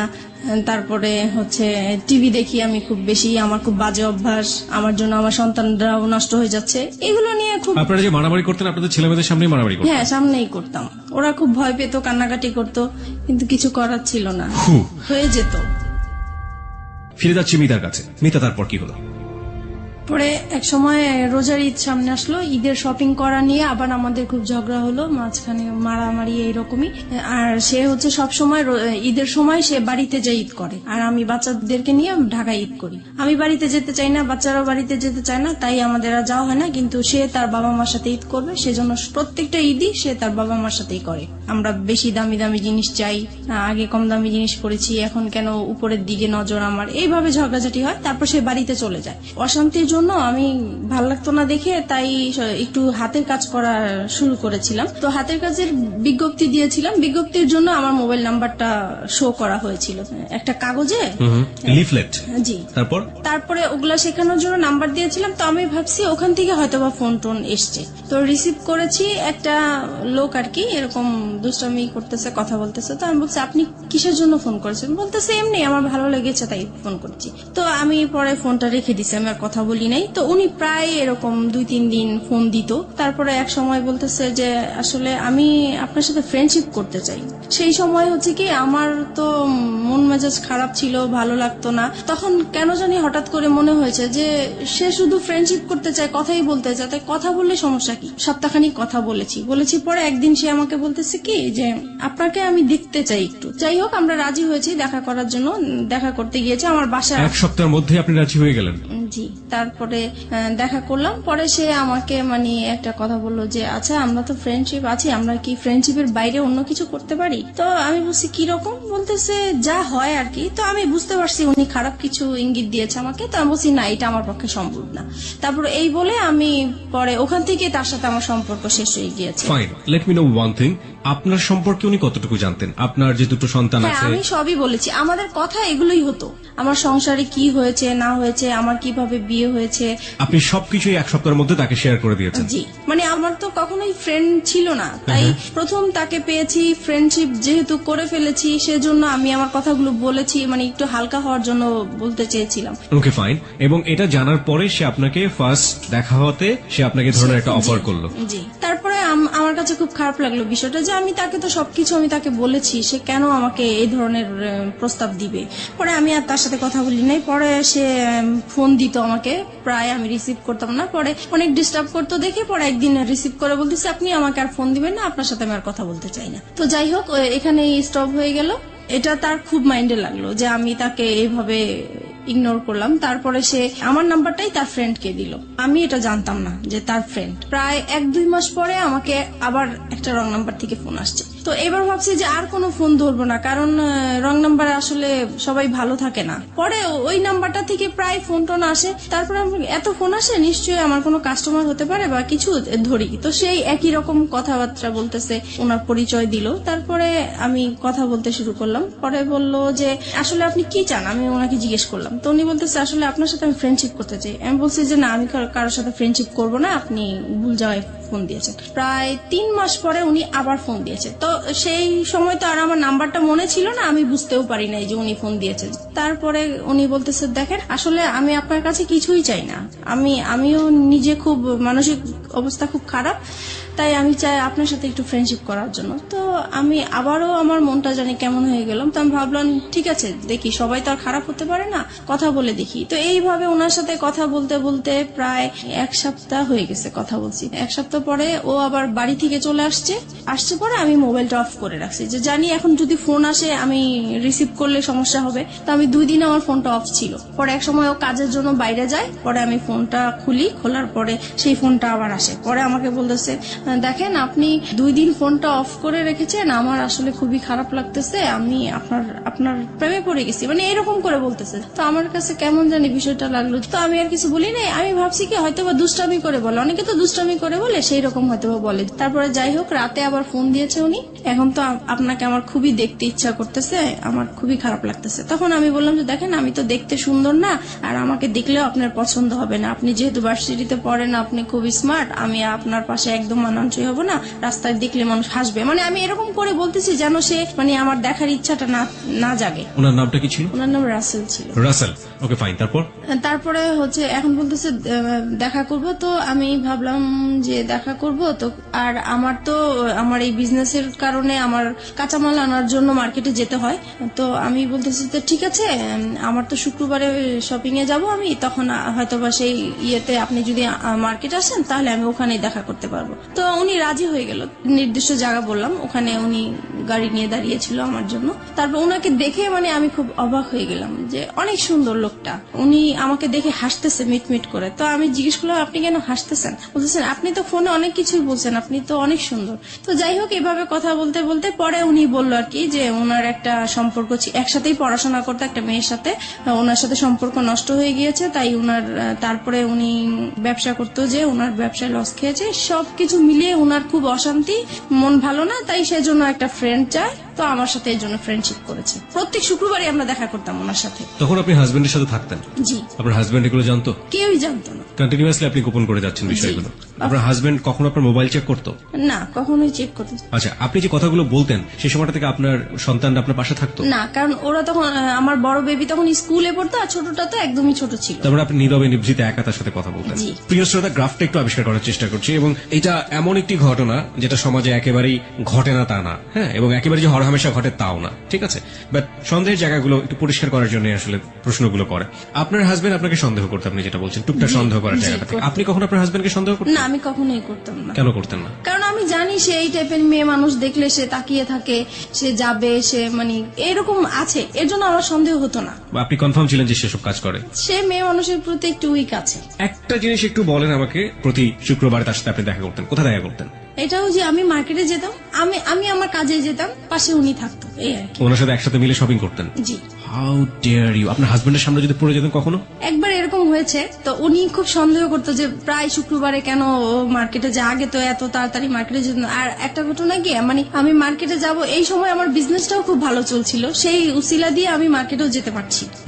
তো এক শুক্রবারে সে আমাকে হঠাৎ করেই ফোন দিয়েছে, ফোন দিয়ে বলতেছে তুমি কোথায়? তো আমি বলতেছি আমি বলে আসছি, কিন্তু আমি মার্কেটে আসছি, কিন্তু মার্কেটে থাকাকালীনই সে আমাকে ফোন দিচ্ছে যে তুমি কোথায়? বলতেছি আমি তো মার্কেটে। বলতেছে মার্কেটে তো কোথায়, কোন মার্কেটে? কারণ নিউ মার্কেটে অনেকগুলো মার্কেট আছে। তো আমি পরে বলতেছি কেন, আমি এখানে। তো বলতেছে আমি তো আসছি। তো আমি তো পুরা ভয় পেয়ে গেছি যে কি ব্যাপার, সে কেন আসছে। আসলে সে সন্দেহ করেই আসছে। তো তাড়াহুড়া করে ওকে বলে দিছি তুমি এখন যাও, আমার হাজবেন্ড চলে আসছে, এখন কিছু করার নাই। তো ও মন খারাপ করে চলে গেছে। পরে আমি তো আমার শপিং করতেছি, তো ও আর বুঝতে পারে নাই, এভাবেই Okay. হয়েছে। ওকে ফাইন, আমি একটু বলি ওই সময়টা পর্যন্ত কতদিন যাবত রাসেলের সাথে আপনার সম্পর্ক? ওই সময়টা ওই শুক্রবার পর্যন্ত? ওই শুক্রবার পর্যন্ত 1-1.5 মাস তো হবেই। 1-1.5 মাস। জি। এই 1-1.5 মাস আপনি কন্টিনিউয়াসলি আপনার হাজবেন্ডের কাছ থেকে এই জিনিসটা গোপন করে যাচ্ছেন। বাই হার্ট আপনি এটা মনে করেন ইললিগাল রিলেশনশিপ, রাইট? অবৈধ কিনা সেটা তো বুঝতে পারতাম না, শুধু এটা বুঝতাম যে এটা করাটা ঠিক হচ্ছে না। কিন্তু সেই মুহূর্তে আমার ভালো লাগতো, তার সাথে কথা বলতে ভালো লাগতো, তার সাথে দেখা করতে ভালো লাগতো। সেই ভালো লাগার কারণেই আমি তার সাথে কথা বলেছি, দেখা করেছি। এবং এই ভালো লাগা প্রতিনিয়তই বাড়ছে, প্রতিনিয়তই বাড়ছে। জি। আপনার কখনো মনে হতো না যে আপনি আপনার হাজবেন্ডের প্রতি অন্যায় করছেন ওই সময়টা? না, তখন আমার মনে হতো না, কারণ ও তো সংসারে সবসময় মানে ঝগড়াঝাটি করতো, ওর উপর থেকে আমার মন নষ্ট হয়ে গিয়েছে। এই মানুষটাকে তো আপনি ভালোবেসেছিলেন একটা সময়। ভালোবেসেছিলাম, ওই যে আমার বোনের যে কাজটা করেছিল সেখান থেকে ওর প্রতি আমার একটু অনীহা চলে কিন্তু সে আসছে। ঘটনা, আমি বলছি না যে এটা একটা অপরাধ না, অবশ্যই এটা একটা গূঢ় অপরাধ, কিন্তু সেটার জন্য সে আপনার কাছে ক্ষমা চেয়েছে। কিন্তু আমি ক্ষমা করে দেওয়া দরকার ছিল, সেজন্য ক্ষমা করেছি, কিন্তু মন থেকে আসলে ক্ষমা করিনি। আপনি এই মানুষের সাথে রাগ করে আপনি এইভাবে এই কাজগুলো করছেন, ব্যাপারটা কি আসলে এটাই ছিল, নাকি আলটিমেটলি আপনার জায়গা থেকে আপনি কাউকে ফিল করতেন যে আমার এরকম একজন মানুষ দরকার যে মানুষের সাথে আমি শেয়ার যেটা করতে পারি? হয়েছে, ওর প্রতি তো একটা রাগ অভিমান ছিলই আমার, হ্যাঁ। সেটা তো ছিলই, কিন্তু মানে আমার যেই ভালোবাসা, যেই একটা চাহিদা ছিল কারোর সাথে ভালোভাবে সম্পর্ক হবে, ওই চাহিদা থেকেই যখন আমি পেয়ে গেছি, ওনার কাছ থেকে ভালো ভালো কথা পাচ্ছি, আমার হাজবেন্ডের সাথে ওর সাথে আমি অনেকটা মিলানোর চেষ্টা করতাম যে তার কাছে আমি কি গ্যাপ পেয়েছি বা তার কাছে আমি কি পাচ্ছি, তখন মনে হচ্ছে যে ওই বেটার আমার। আপনি দেখুন, আপনার সন্তান আছে তখন দুটো, রাইট? জি। আপনার বিজনেস আছে, যে বিজনেসটা আপনি শুরু করেছেন, তার মানে অনেক পরিকল্পনা আপনার মাথায়, অনেক স্বপ্ন আপনার মাথায়। আপনার হাজবেন্ড আছে, এবং যে মানুষটাকে আপনি ভালোবেসেছেন একটা সময়, কিন্তু আপনার হাজবেন্ড আপনার সাথে খারাপ আচরণ করছে, সেটা আমরা দেখতে পাচ্ছি। তার বাইরেও তো আপনার দুটো জগৎ ছিল, একটা হচ্ছে আপনার সন্তান আর একটা হচ্ছে আপনার বিজনেস। না, এই দুটো business-টা- নিয়েও তো আপনি হ্যাপি থাকতে পারতেন। ইনফ্যাক্ট আপনি যে ছেলেটার সাথে এই সম্পর্কটা তৈরি হচ্ছে, সেই ছেলেটাকেও যদি আপনি আপনার বন্ধুর জায়গাটাতে রাখেন, তাহলেও কখনো কি অনুভব করেছেন আপনার হাজবেন্ডের সাথে তার পরিচয় করে দেওয়া উচিত? এটাও কি কখনো ফিল করেছেন? এটা কখনো মানে মাঝে মাঝে মনে হয়েছে পরিচয় করে দিই, কিন্তু আমার হাজবেন্ড এটা মেনে নিত না। একটা হচ্ছে পারিবারিক সত্তা, যেখানে হাজবেন্ড আছে, সন্তান আছে এবং তার বিজনেস আছে, সে একটা না একটা দিক নিয়ে ব্যস্ত থাকতেই পারে। আরেকটা হচ্ছে মানবিক সত্তা, মনের জায়গাটা, লং টার্ম হাজবেন্ডের সাথে খারাপ রিলেশনশিপ, সেই জায়গাটায় একটা বিশাল রকমের ক্ষত তৈরি হয়েছে, এবং সেই ক্ষতর জায়গাটাতে সে কেউ একজন নক করেছে। সেটা হাজবেন্ড ওয়াইফ রিলেশনশিপের মতো না, কিন্তু একটু ভালো লাগা, একটু অন্যরকম, একটু বন্ধুত্ব, যেটা মন থেকে অবচেতন মনেই ওই ভালো লাগাটার দিকে ধীরে ধীরে ধীরে ধীরে এক ধরনের আষ্টেপৃষ্ঠে জড়িয়ে পড়ার দিকে জড়িয়ে যাচ্ছে। এই দুটো জিনিস আমরা যখন নর্মালি শুনি, আমরা কিন্তু এই সেকেন্ডটাকে কোনোভাবেই সাপোর্ট করতে পারি না, বাট ও সেকেন্ডটার মধ্যে এসেছে, this is the hardest reality. এটাকেও মেনে নিতে হবে, এটা আমাদের সামাজিক ঘটে, কিন্তু আমরা মানি না। কিন্তু কি কারণে ঘটে, সেই কারণটা কিন্তু আমরা আবিষ্কার করে ফেলেছি, এবং এইটা আসলে কতদূর পর্যন্ত গিয়েছে, চলুন সামনের দিকে যাওয়া যাক। তারপরে যেটা হয়েছে, মানে এভাবেই তো ওর সাথে দেখা করছি, কথা বলছি, তারপরে হঠাৎ একবার খুব ঝগড়াঝাটি হয় আমাদের। বিষয়টা হয় হচ্ছে আমার ওই যে বোনের বিষয়টা নিয়ে। ওই ঘটনার পর থেকে যেটা হয়, আমাদের স্বামী স্ত্রীর যে সম্পর্কটা হয়ে থাকে, সেরকম সম্পর্কতে আমি জড়াতে চাই না, এর জন্য এটা নিয়ে খুব ঝগড়াঝাটি হয়। ও খুব জোর করে আমাকে, আমি রাজি হই না, তারপরে মারামারি হয়, এরকম প্রায়ই হয়। তো একটা সময় হয় কি যে আমি ঘুমিয়ে থাকি, সে ঘুমন্ত অবস্থায় আমার সাথে এরকম কাজ করে। এই বিষয়টা আমার কাছে খুবই খারাপ লাগে। আমি লক করছি এখানে আপনাকে। একটা হচ্ছে যে এই যে ঘটনাটা আপনাদের মধ্যে একটা বিরোধ তৈরি করলো, একটা স্বামী স্ত্রী নামে স্বামী স্ত্রী, কিন্তু এক ধরনের সম্পর্ক নেই, এই সময় পর্যন্ত রাসেলের সাথে আপনার সম্পর্ক কতদিনের? 2-3 মাস হবে। 2-3 মাস, মানে সময় বাড়ছে। এই সময়টাতে রাসেলের সাথে আপনার কি ধরনের কথোপকথন হতো? ও তো প্রথমেই আপনাকে ফ্রেন্ডশিপের কথা বলেছে, হ্যাঁ, তারপরে ব্যাপারটা কি ফ্রেন্ডশিপে থেকেছে নাকি ধীরে ধীরে ভালো লাগার জায়গাটায় না, ভালো লাগা এখনো আসেনি, ফ্রেন্ডশিপই চলছিল। Okay fine. সে সময় বলতাম হচ্ছে আমাদের সংসারে যেগুলো হতো এগুলো বলতাম। মানে ঘরের নিজের উইক পয়েন্ট গুলো সবসময় তাকে বলতাম? জি জি। যেমন হাজবেন্ড আজকে এটা করেছে, আমি আজকে এটা করিনি, এরকম হয়েছে, এরকম হয়েছে। হ্যাঁ, তারপরে আমার ভালো লাগার কথাগুলো বলতাম, বা আমি কি আশা করেছিলাম, কি রকম চেয়েছিলাম, এগুলোই বলতাম। ওকে ওকে, আপনার উইক পয়েন্ট গুলো সবসময় একজন। আচ্ছা, এই যে কষ্টের কথাগুলো, পরিবারের কথাগুলো, একেবারে ঘরের মানুষের কথাগুলো, এগুলো শেয়ার করার মতো অন্য কেউ কি ছিল না? না, আমার কখনো তো কোনো ফ্রেন্ডশিপ ছিল না, সেটা তো আমি আগেও বলেছি। This is the great point, প্রিয় শ্রোতা। ওকে ফাইন, তারপর? তাছাড়া ফ্যামিলিকেও বলতে পারতাম না, কারণ যেহেতু একা বিয়ে করেছি, সেজন্য বলার কোনো সুযোগ ছিল না, স্কোপ ছিল না। তো তারপরে একদিন কি হয়েছে, আমাদের আবারও সেই রকম খুব মারামারি হয়েছে আমাদের সংসারের মাঝে। তখন আমি পরে, সেদিন বৃহস্পতিবার রাতে ছিল এরকম, তারপরে আমি তাকে ফোন দিয়েছিলাম শুক্রবারে, মারামারি হওয়ার পরের দিন ফোন দিয়েছে, দেখো ও আজকে আমাকে অনেক মেরেছে, এরকম আমার আর থাকতে ভাল লাগছে না। তখন সে আর কি আমার সুযোগ নিয়ে বলতেছে যে ঠিক আছে, তোমার যেহেতু থাকতে ভাল লাগে না, তুমি তো বিজনেস করোই, তাহলে তুমি চলে আসো, তুমি কেন থাকো, এত মারধর খেয়ে কেন থাকবো, তুমি তোমার বাবা মার কাছে চলে যাও। তখন বলছে আমার বাবা তো সেই কবেই চলে গেছে, বাবা কোথায় আছে খুঁজে পাচ্ছি না, আর মা আছে, মা তো নিজেই খুব কষ্ট করে থাকে, সেখানে আমি কিভাবে যাব। পরে বলতেছে দেখো তুমি 1 মাস মার কাছে কোন রকম থাকো, তারপরে তুমি যে ব্যবসা করো, নিজে কিছু টাকা জুগিয়ে তুমি নিজেই চলতে পারবে। মানে আপনাকে সেপারেট করে দিতে যাচ্ছে আপনার হাজবেন্ডের কাছ থেকে? মানে আমার জন্যই বলছে সে, আমি যেহেতু কান্নাকাটি করি তার কাছে, আমার কথা চিন্তা করে সেই কথা বললো। ওকে।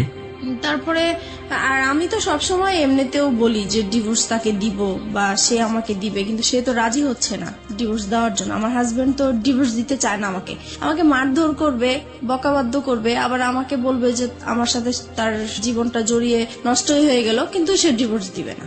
তো পরে এক সময় ডিসাইড করলাম যে আমি তাকে ডিভোর্স দিব, সে যেহেতু দেয় না আমি দিব। পরে একদিন রবিবারে সে দেখা করবে, সেদিন শুক্রবারে আর দেখা করতে পারি নাই দেখে সে বলতেছে ঠিক আছে রবিবারে, তাহলে এবার শুক্রবারে যখন দেখা হলো না, তাহলে রবিবারে আসো। তো আমার অফিস টাইম শেষ হলে সন্ধ্যার দিকে আসো। তো আমরা সন্ধ্যার দিকে একটা গুলশানে ফাস্টফুডে বসি, তো ওখানে বসছি। পরে সে আমার হাতটা ধরলো, এই ফার্স্ট সে আমার হাত ধরে। কয় মাস পর? ওই তো 2-2.5 মাস পরে। আচ্ছা, এই হাত ধরার আগে আপনারা সেলফোনে কি কখনো এই ভার্চুয়াল হাত ধরাধরি করেছেন? না। ওকে, তারপরে এই প্রথম সে আমার হাতটা ধরার পরে আমার কাছে অন্যরকম একটা ভালো লাগা তৈরি হলো, যে মনে হচ্ছে যে খুব ভালো লাগছে এটাই। তারপরে হঠাৎ করে সে আমাকে বলতেছে দেখো আমি আসলে তোমার প্রেমে পড়ে গেছি, আমি আর তোমাকে ছাড়া থাকতে পারছি না। তখন আমিও মানে কান্নাকাটি করতেছি, যে সেহেতু আমাকে মারধর করেছে সেটা বলতেছি আর কান্না করতেছি। পরে সে আমার আর কি মাথায় হাত বুলিয়ে দিচ্ছে, পরে বলতেছে দেখো আর ধৈর্য ধরো, 6টা মাস তুমি ধৈর্য ধরো, তারপরে আমি 6 মাস পরে তোমার একটা ব্যবস্থা করব। তখন আমি জিজ্ঞেস করলাম ব্যবস্থা মানে কি বুঝাতে চাচ্ছ? তো বলতেছে আমরা একসাথে থাকবো। তুমি কি আমাকে ভালোবাসো? বলছে হ্যাঁ আমি তোমাকে ভালোবাসি। তো এইভাবেই হোক আমাদের পরে। আপনি তাকে ভালোবাসতেন ওই সময়টাতে?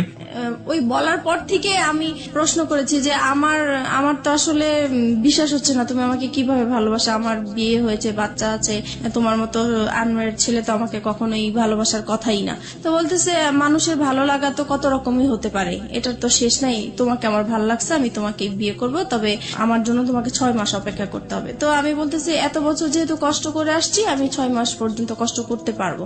তো এই বলে আমরা চলে আসছি। তারপর থেকেই আমাদের ভালোবাসা আসলে শুরু হয়। তারপরে ফোনে একের পর এক কথা বলা হয়, খুব ভালো লাগে। তখন আপনার হাজবেন্ডের সাথে? আপনি? জি, হাজবেন্ডের সাথে। তারপরে থেকে মানে সে কথা না বললে আমার খুব কষ্ট হয়, যেদিন ফোন করতে না পারি সেদিন খুব কষ্ট হয়, দেখা করতে না পারলে কষ্ট হয়। তারপর থেকে আমরা কি করি, প্রত্যেক দিন দেখা করি।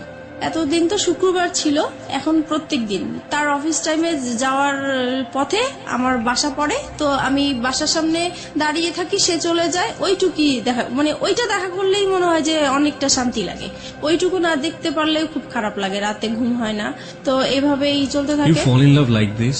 এইভাবে আপনি এরকম ভাবে আপনার হাজবেন্ড থাকা অবস্থায়, আপনার বাচ্চা থাকা অবস্থায় আপনি? জি। This kind of love, like 16 years love. কিশোরী মেয়েরা যেভাবে প্রেমে পড়ে, একটা ছেলে সামনে দিয়ে না গেলে ঘুম হচ্ছে না রাতের বেলা। জি জি, আমার ওই প্রথম যখন আমার হাজবেন্ডের সাথে যে রকম ফিলিংস কাজ করছিল, ওর বেলাও আমার সেম হচ্ছিল। তখন কি আপনার মনে হয়নি যে জীবনে একটা ভুল করেছে আর একটা ভুল করতে যাচ্ছি? তখন আমি বলতাম যে দেখো ও তো আমাকে সবকিছু জেনে শুনেও বিয়ে করেছিল, তারপরেও কিন্তু ও আমাকে টর্চার করতেছে এখনো। তো ও আমাকে বলতো দেখো ও তো অশিক্ষিত, ওর ফ্যামিলি অশিক্ষিত, সেই জন্য ও এরকম করে, আমি করব না, তুমি আমার উপর বিশ্বাস আনতে পারো, সবাই তো একরকম না। তারপর যাই হোক, ওর কিছু কথা ছিল যে এগুলো শুনলে আমি খুব ভরসা পেতাম, আমি বিশ্বাস করতে চাইতাম। মানে ওর কথা, ও যখন কথাগুলো বলতো আমার খুব বিশ্বাস করতে ইচ্ছা করতো, ওর কথাগুলো আমার ভালো লাগতো, মনে হতো যে সত্যিই বলছে বা এরকম কিছু। তারপরে বাসায় চলে আসলাম। বাসায় আসার পরে হচ্ছে এখন আমার হাজবেন্ডের বিজনেসটা ভালো যাচ্ছে না, তো ও ঠিক মতো ঘরে বাজার টাজার করছে না, তাছাড়া যেটা প্রয়োজন হয় সেগুলো হচ্ছে না। মাঝখানেও বলতেছি কি যে বাসাটা ছেড়ে দিব, বাসাটা এত ভাড়া আমি বয়ে নিতে পারছি না, আমার খুব কষ্ট হচ্ছে, আমি বাসাটা ছেড়ে দিব। তখন আমি বলতেছি এত সুন্দর বাসা, আমরা তো পাওয়া যাবে না, তো এটাই থাকি না, কষ্ট টষ্ট করে থাকি, দরকার হলে আমরা একটা রুম সাবলেট ভাড়া দিই, তবু এখানে থাকি, এখানে সবকিছু ফ্যাসিলিটি ভালো, এখানেই থাকবো। ওর কথা হলো না, এখান থেকে যাবো, যেতেই হবে, কারণ আমার খুবই সমস্যা। তো যাই হোক, আমার আর ওই জায়গাটা আমি ছাড়তে চাচ্ছিলাম না। কেন? কারণ আমার যে বিজনেসটা ওই জায়গার মধ্যেই, ওখানে আমার খুব ভালো হতো বিজনেসের জন্য। এখন ও চলে যাবে হচ্ছে অন্য জায়গায় চলে যেতে চাচ্ছে, ওই জায়গাটা আমার পছন্দ না, তাই আমি যাব না। এগুলো নিয়ে আবার সেই ঝগড়াঝাটি হয়। পরে এক সময় আমি তাকে খুব মানে কড়া করে বলি যে যদি তুমি এই বাসা ছাড়ো তাহলে আমাকে ছাড়তে হবে, আর যদি আমাকে না ছাড়ো তাহলে বাসা এটা ছাড়া যাবে না। তো এখন ও কি করবে বুঝতেছে না, এখন ও ওর কথাই রাখলো যে না, বাসা ছেড়েই দিব। পরে যাই হোক, বাসা ছেড়ে দিছে। বাসা ছেড়ে দেওয়ার পরে দেখি যে লোকজন আসতেছে বাসা নেওয়ার জন্য, দেখার জন্য। তখন আমার খুব খারাপ লাগলো যে আমি বললাম কথাটা, আমার কথাটা সে রাখলো না। আমি তো তার কাছ থেকে এমন কিছু আশা করি নাই, বাসাটা বলছি।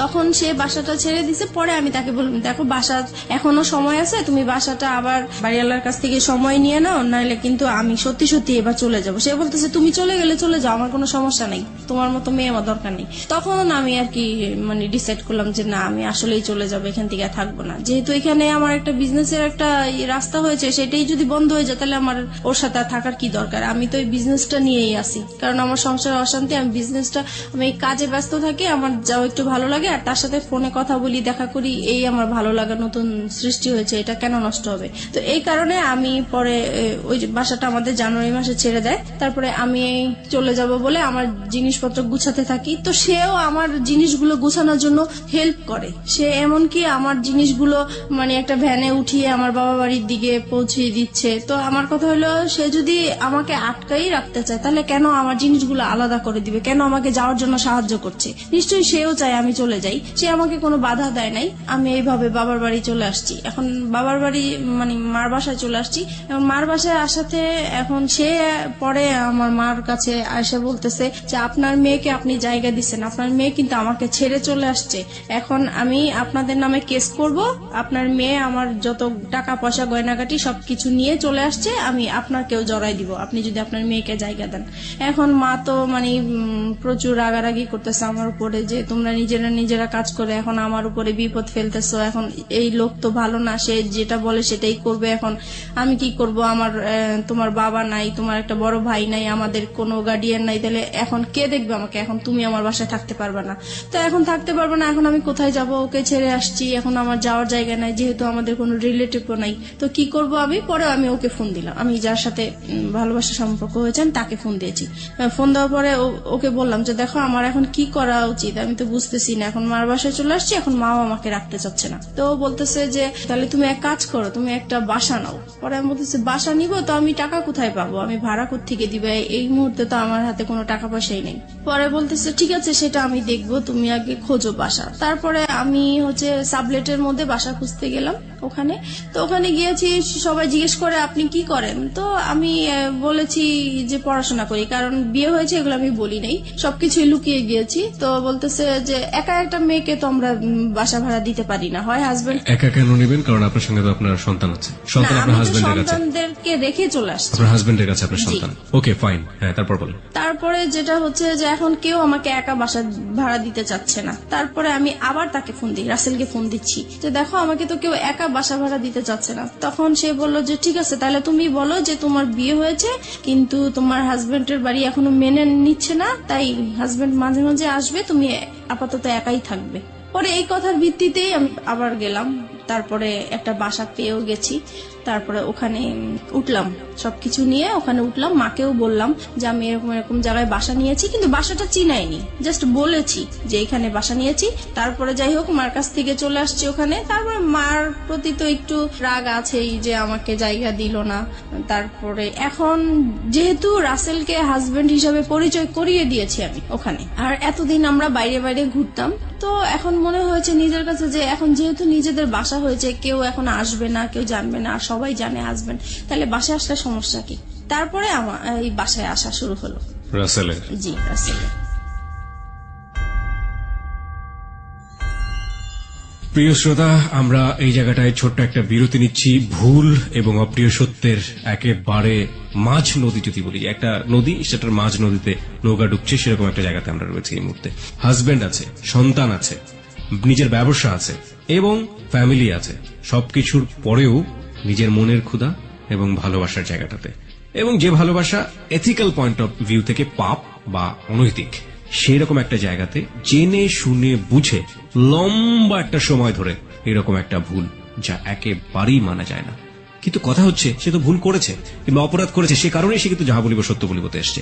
এরকম ভুল এবং অপরাধের মধ্যে যারা আছেন, তাদের জন্যই কিন্তু আজকের এই মিতা।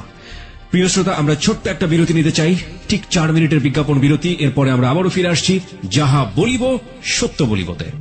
রাসেলের আপনার বাসায় আসা খুব বেশি সহজ হয়ে গেল, এবং রাসেলকে আপনি পরিচয়ও করিয়ে দিলেন যে ইনি হচ্ছে আপনার হাজবেন্ড। তার আগ পর্যন্ত রাসেলকে আপনি কতটুকু চিনতেন অ্যাজ এ হিউম্যান বিং হিসেবে, তার পরিবার সম্পর্কে এবং তার বাসা কোথায়, কি অবস্থা, ডিটেল কিছু জানতেন?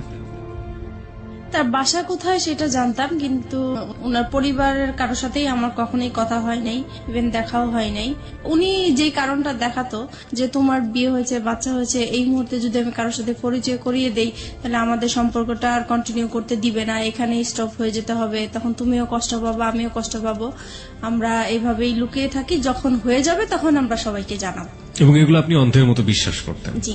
তারপরে যেটা হচ্ছে যে এখন সে প্রত্যেক দিন বিকেলবেলাই আমার বাসায় আসে, অফিস শেষ করে বাসায় আসে, 8টার দিকে চলে যায়, এভাবেই কন্টিনিউ করতে থাকি আমরা। তারপরে এক সময় সে বলতেছে, আচ্ছা তুমি তো তোমার হাজবেন্ডকে ডিভোর্স দাও নাই, তাহলে এখন যদি এই বিষয়টা কারোর সামনে আমাদের প্রকাশ হয়ে যায়, তাহলে তো তুমিও এখানে বিপদে পড়বে, আমিও বিপদে পড়বো, তোমার তো ডিভোর্স দেওয়া উচিত। তখন আমি হচ্ছে ডিভোর্স দিতে তো টাকা লাগে, এখন আমার কাছে টাকা নাই, তো বলতেছে তুমি কারো কাছ থেকে এখন টাকা পয়সা আনো, আমি দিয়ে দিব। তো আমি আমার বোনের কাছে গেলাম, তো ওকে বললাম যে আমাকে কিছু টাকা পয়সা লোন দে, আমি ডিভোর্স দিয়ে তারপরে পরে আমি তোকে দিয়ে দিব। তো ও আমাকে টাকাটা দিল, দেওয়ার পরে আমি ডিভোর্স দিতে যাব, একটা অ্যাডভোকেটের সাথে কথা হয়েছে আমার। তো সেই মুহূর্তে আমার হাজবেন্ড আমাকে ফোন দিয়েছে, ফোন দিয়ে বলতেছে তুমি তো চলে গেছো বাচ্চাদেরকে রেখে, এখন ওদেরকে তো আমি সামলাতে পারছি না, কান্নাকাটি করছে, তুমি আসো। তো আমি বলছি, আসো মানে আমি তো চলেই গেছি একেবারে, আসবো আবার কোত্থেকে, আমি আর আসবো না। আপনার ওই সময় আপনার বাচ্চার কথা মনে পড়তো না? টু বি অনেস্ট,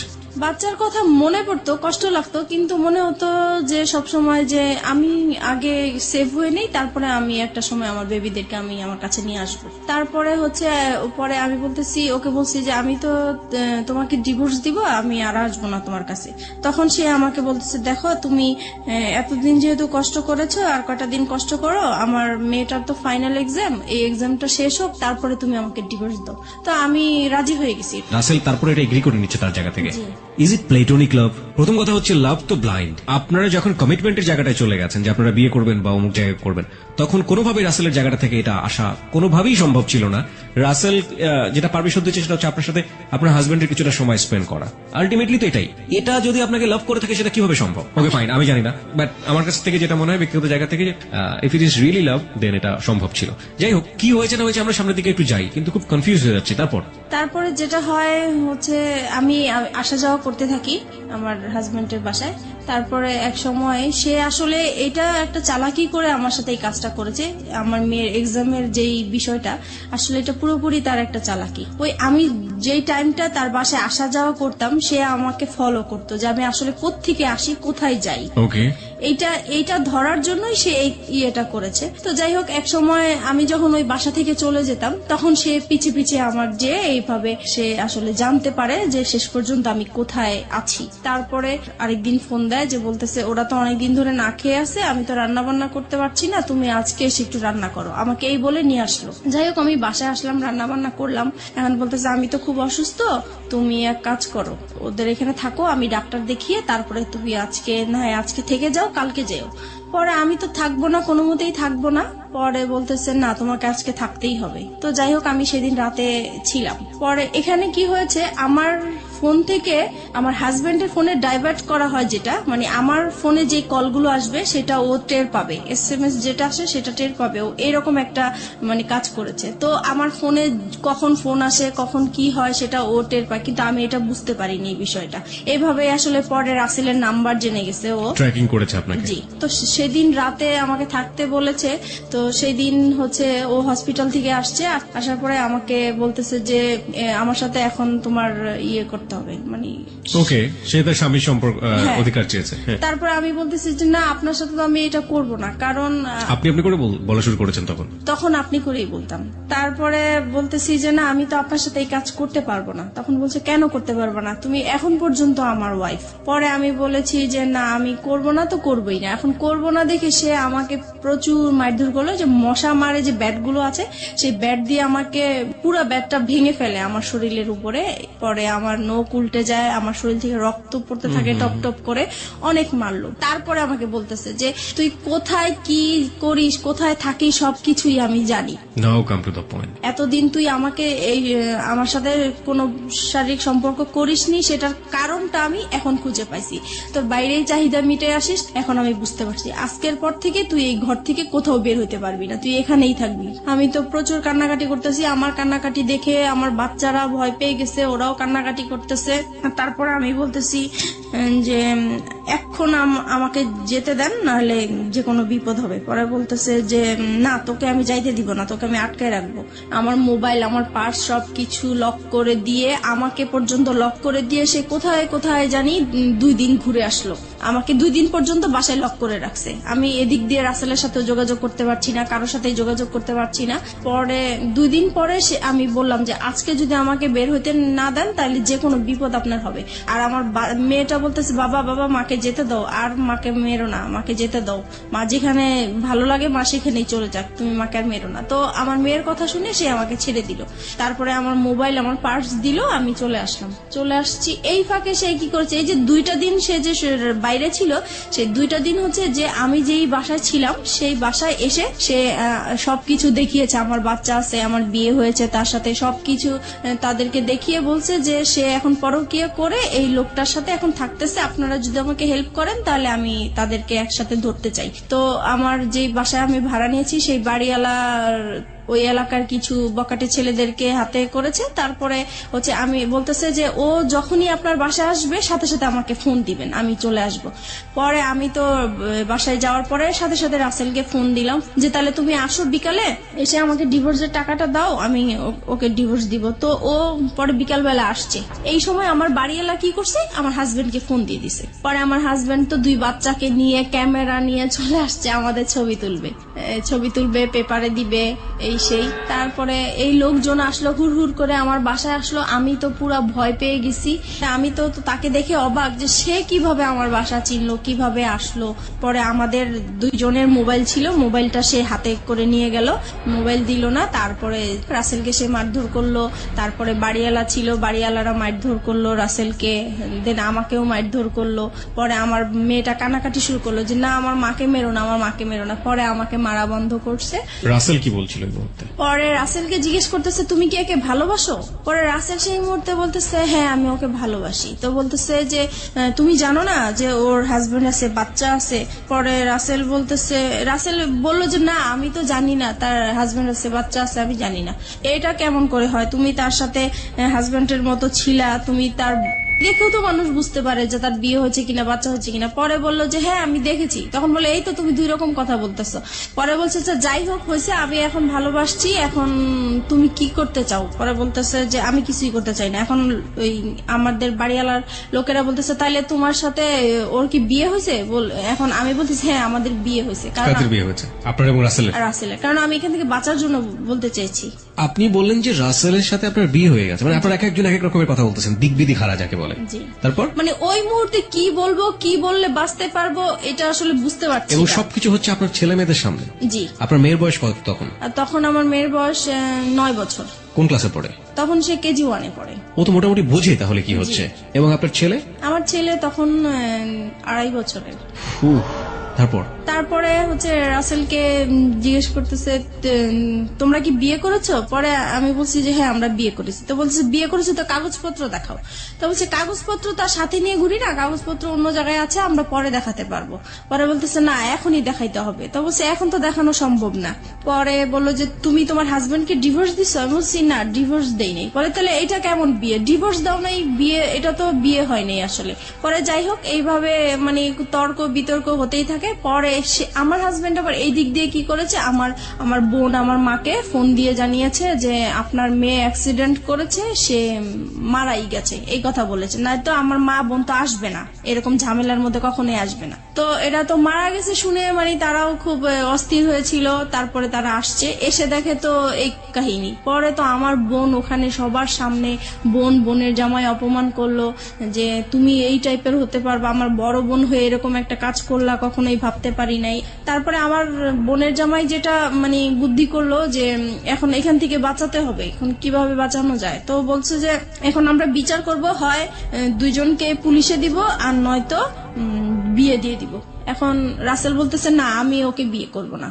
পরে বলতেছে কেন বিয়ে করবেন না? আপনার ভালোবাসছেন, এতদিন ছিলেন, কেন বিয়ে করবেন না? পরে আমি ওকে বললাম যে কি ব্যাপার তুমি এইগুলো বলছো কেন? পরে ও আমাকে একপাশে আড়ালে ডেকে বলতেছে দেখো আমার এখান থেকে বাঁচতে হবে, এখান থেকে আমি যদি বাঁচতে পারি তুমিও বাঁচবা, এখানে আমাকে তুমি হেল্প করো, আমাকে যাওয়ার জন্য তুমি হেল্প করো। তারপরে আমি ওর কথা আবারও বিশ্বাস করলাম। তারপরে আমি পরে বলতেছি না আমরা বিয়ে করব না।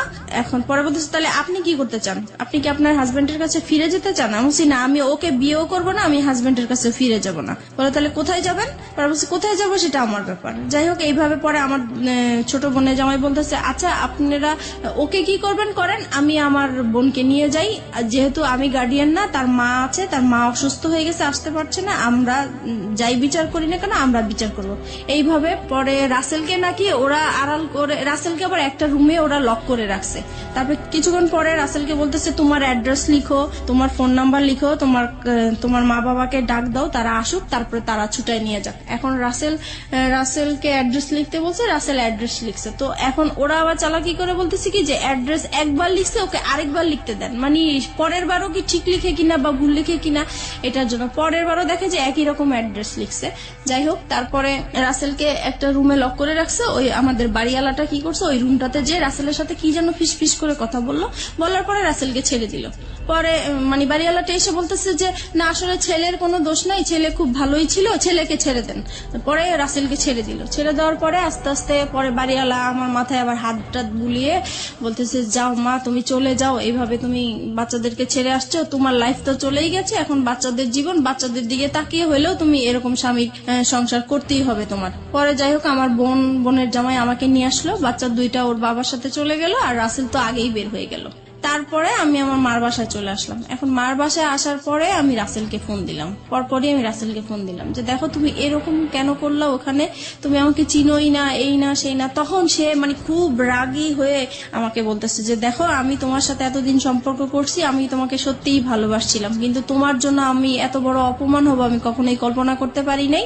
আজ পর্যন্ত আমার মা আমাকে তুই করেও বলে নাই, মারবে তো দূরের কথা, আর সেইখানে আমি তোমার জন্য রাস্তার মানুষের কাছে মার খেয়েছি, বকা খেয়েছি।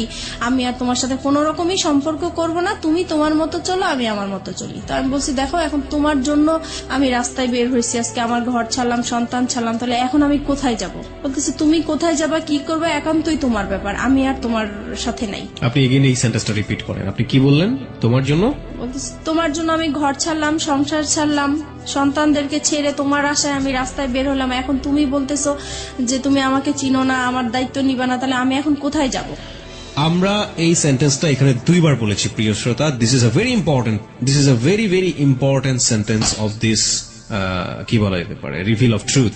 আমরা ফিরে যেতে চাই আপনার কাছে আবারও, বলুন। হ্যাঁ তারপরে সে বলতেছে না আমার পক্ষে আর তোমাকে নিয়ে এগিয়ে যাওয়াটা সম্ভব না। তো বলছি যে দেখো যাই কিছু হয়েছে না কেন এটা সব মানুষ করেছে, আমার কাছ থেকে তো তুমি কোনো খারাপ আচরণ পাওনি এই পর্যন্ত। বলছেন না পাইনি। আমি তাহলে তুমি কেন এরকম করতেছো আমাকে? বলে আমি এত কিছু জানি না, আমি এই কথাটাই শুধু বলবো তোমাকে যে তোমার সাথে আমার আজীবন একটা সম্পর্ক থাকবে, আজীবন কথা হবে, কিন্তু কোনোদিন দেখা হবে না। তোমার কোনো যদি বিপদ হয়, তোমার টাকা পয়সা লাগে, আমি তোমাকে সেই দিকে হেল্প করব, কিন্তু তোমার সাথে আর এখন পর্যন্ত আমি আর কোনো সম্পর্ক রাখতে চাই না, ভালোবাসার কোনো সম্পর্ক রাখতে চাই না, একটা ফ্রেন্ডশিপ হিসাবে যতটুকু করার আমি করব।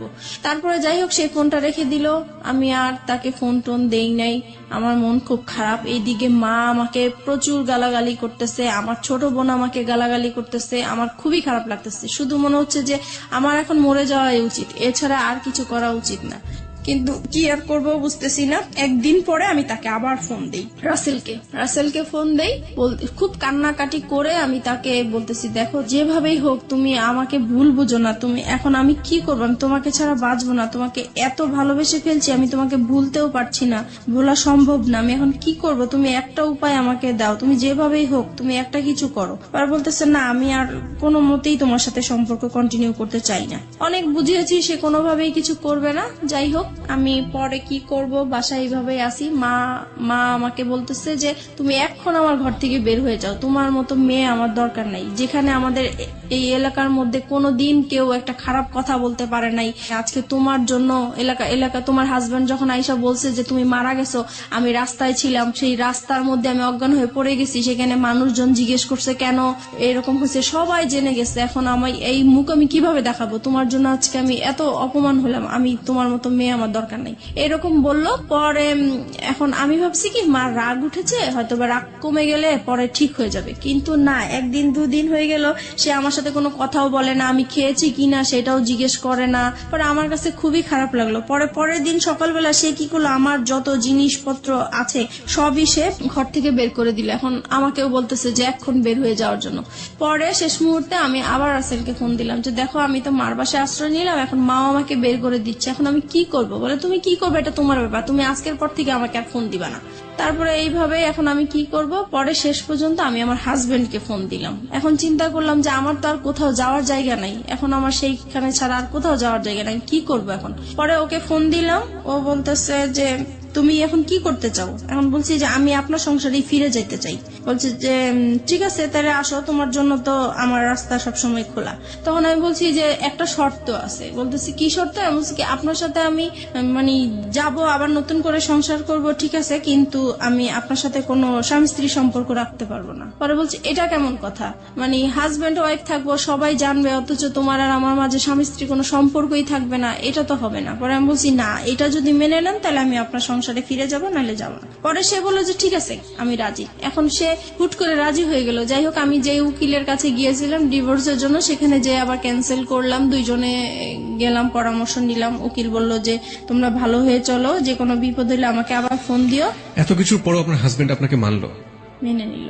এবং এই মেনে নেওয়াটাকে আপনি ওই মুহূর্তে কি হিসেবে দেখেছেন? ওই মুহূর্তে দেখেছি যে না, আসলে সেই ভালো, আমি যত অন্যায় করেছি কিন্তু সে তো আমাকে মেনে এবং নিয়েছে। আপনি এমন একটা কন্ডিশন তাকে দিলেন যেটা কোনো হাজবেন্ডই কখনোই মানবে না। আপনি সেই কন্ডিশনও সে মেনে নিল এত কিছুর পরে। জি। তারপরে গেলাম। তারপরে যাওয়ার পর থেকে এখন যেটা হয়েছে যে আগে আমি যত তার কাছ থেকে অবহেলা, অত্যাচার, টর্চারিং যা পেয়েছি, এখন দ্বিগুণ সে বেড়ে গেল। এখন সে কথায় কথায় আমাকে বলে এতদিন তো তুই বেটা নিয়েছিলি, এখন কেন এই সেই, মানে বিভিন্ন টাইপের খারাপ ভাষায় গালাগালি করে।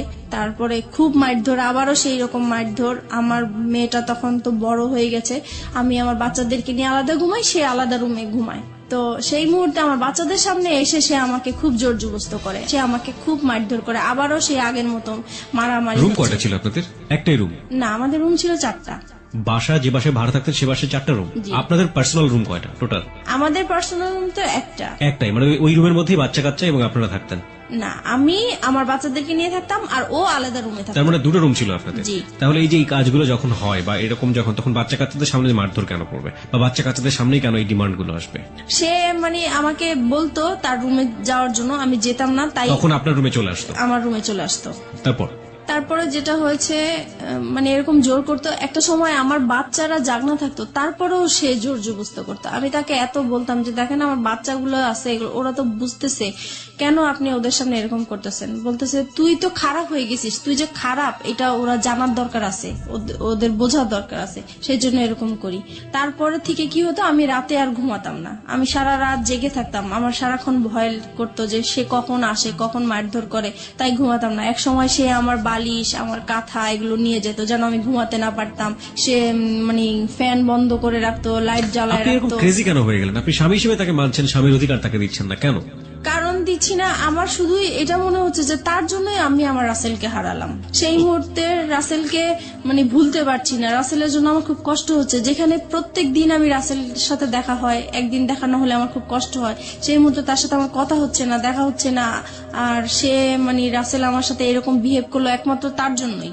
এটা মনে হয়েছিল আমার তখন সেই মুহূর্তে। চলুন আমরা ফিরে যাই মিতার কাছে। মিতা, যে জায়গাটিতে আমরা ছিলাম, আপনি বলছিলেন যে আপনার হাজবেন্ডের সাথে, তখনও তিনি আপনার হাজবেন্ড, যদিও আপনি মন থেকে মানতে পারেন না, আপনার কাছে ওনার স্বামীর অধিকার চাওয়াটাই স্বাভাবিক, সেটা আপনি দিতে পারতেন না। এবং সেখানে খুব সহজ সরল একটা কথা আপনি বলেছিলেন একটু আগে, যেটা অনেকেই স্বীকার করবেন না। The real hard truth is যে ওই ছেলেটা, যে ছেলেটার সাথে আপনার অ্যাডাল্টারি সম্পর্ক, অ্যাডাল্টারি মানে অনেকেই বুঝবেন বাংলাতে হয়তো পরকীয়া বলে এটাকে, ওই অ্যাডাল্টারি সম্পর্কের এক ধরনের লাভ বলতেছেন আপনি সেটাকে, এবং মনে হতো যে ওই ছেলেটাকে তো সরে যাওয়ার পেছনে এই আমার হাজবেন্ডই দায়ী।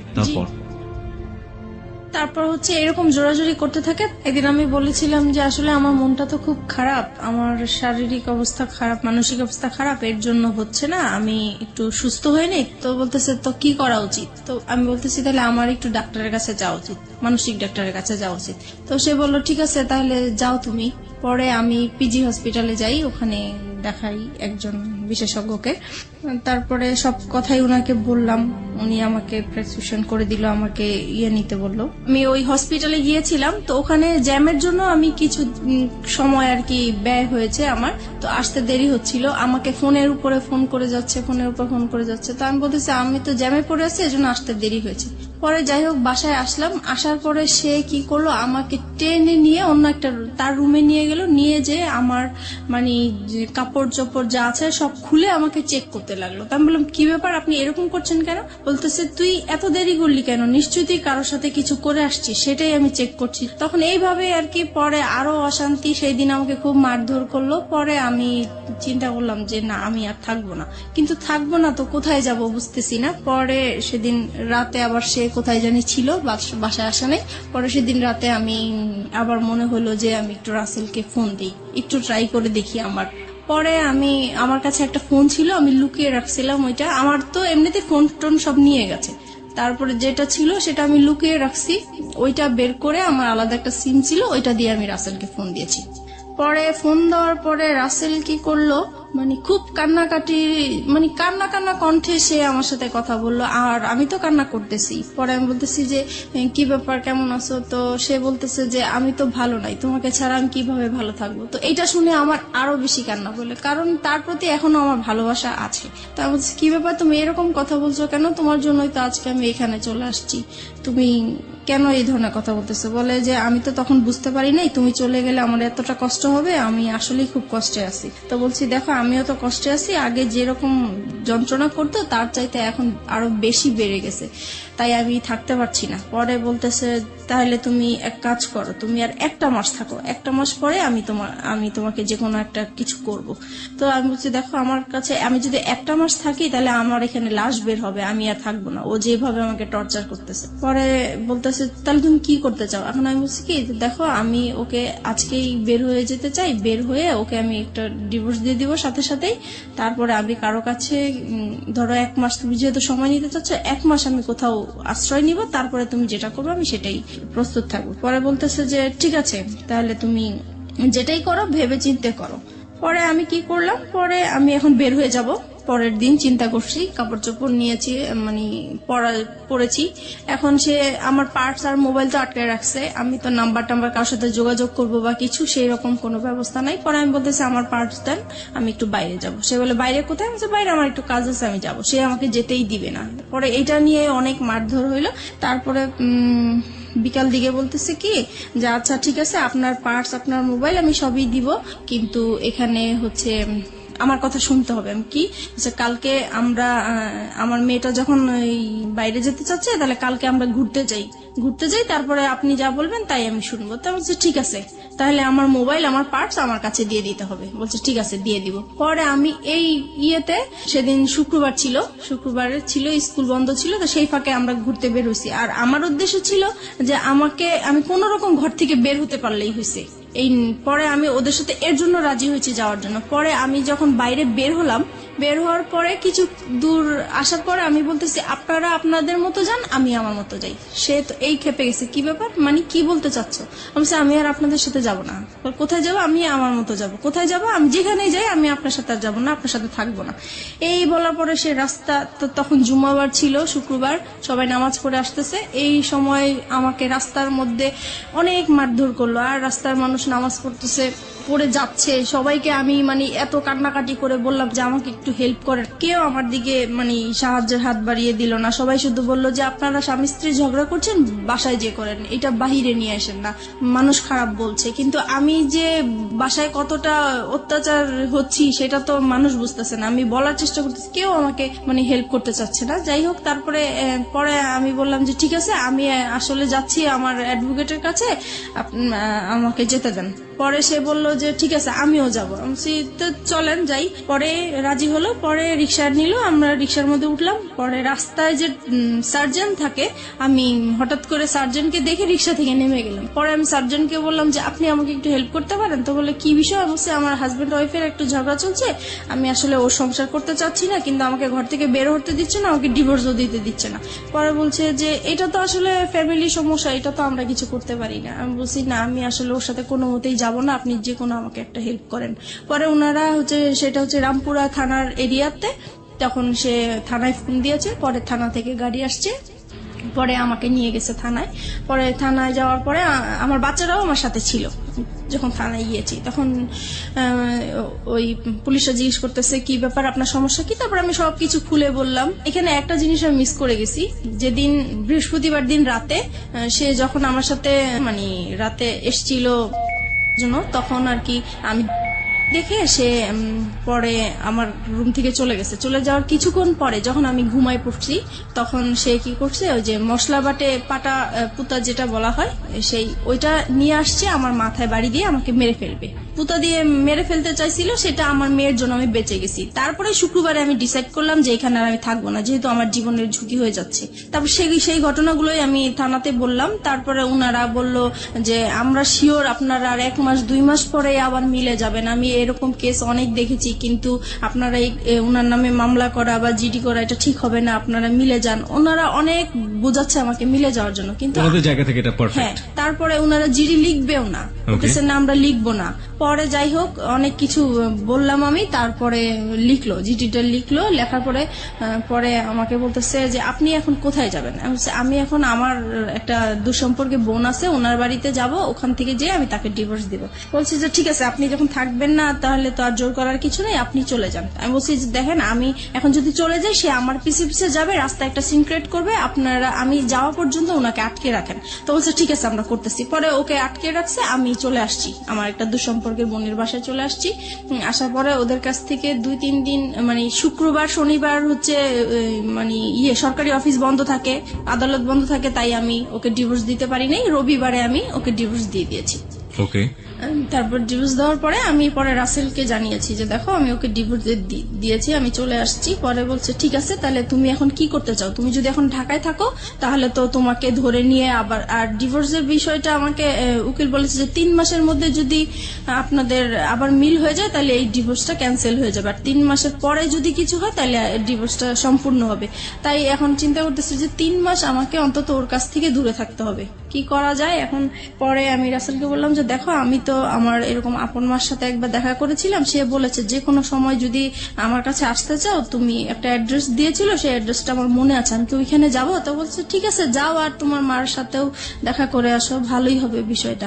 তো আমার মার বাড়ি আর দাদা বাড়ি কাছাকাছি ছিল, কিন্তু দাদা বাড়ি আমি যাই নাই, কারণ হচ্ছে যে আমার প্রত্যেকটা কাগজপত্রের মধ্যে আমার দাদা বাড়ির অ্যাড্রেস ছিল। সে ভালো, আমার হাজবেন্ড ভালো করেই জানে যে ওই অ্যাড্রেসটা, আমার চিন্তা ছিল ওখানে গেলে আমাকে খুঁজে বের করে ফেলবে, এরকম কিছু মনে হয়েছিল আমার কাছে। সেজন্য আমি আমার দাদা বাড়ি যাইনি, আমার নানা বাড়িটা খুঁজে বের করছি। খুঁজে বের করার পরে গিয়েছি ওখানে, সবাই আমাকে প্রায় অনেক বছর পরে আমাকে দেখেছে, সবাই ছোট দেখেছে, কেউ চিনতেও পারে নাই। যাই হোক পরিচয় দেওয়ার পরে সবাই খুব কান্নাকাটি করলো, এত বছর পরে তোমাকে দেখলাম, আমরা আশাও করি নাই। ওখানে ছিলাম, ভালোই ছিলাম কিছুদিন। হঠাৎ করে সে আমাকে মানে কিভাবে জানি জানতে পারলো আমি ওখানে আছি।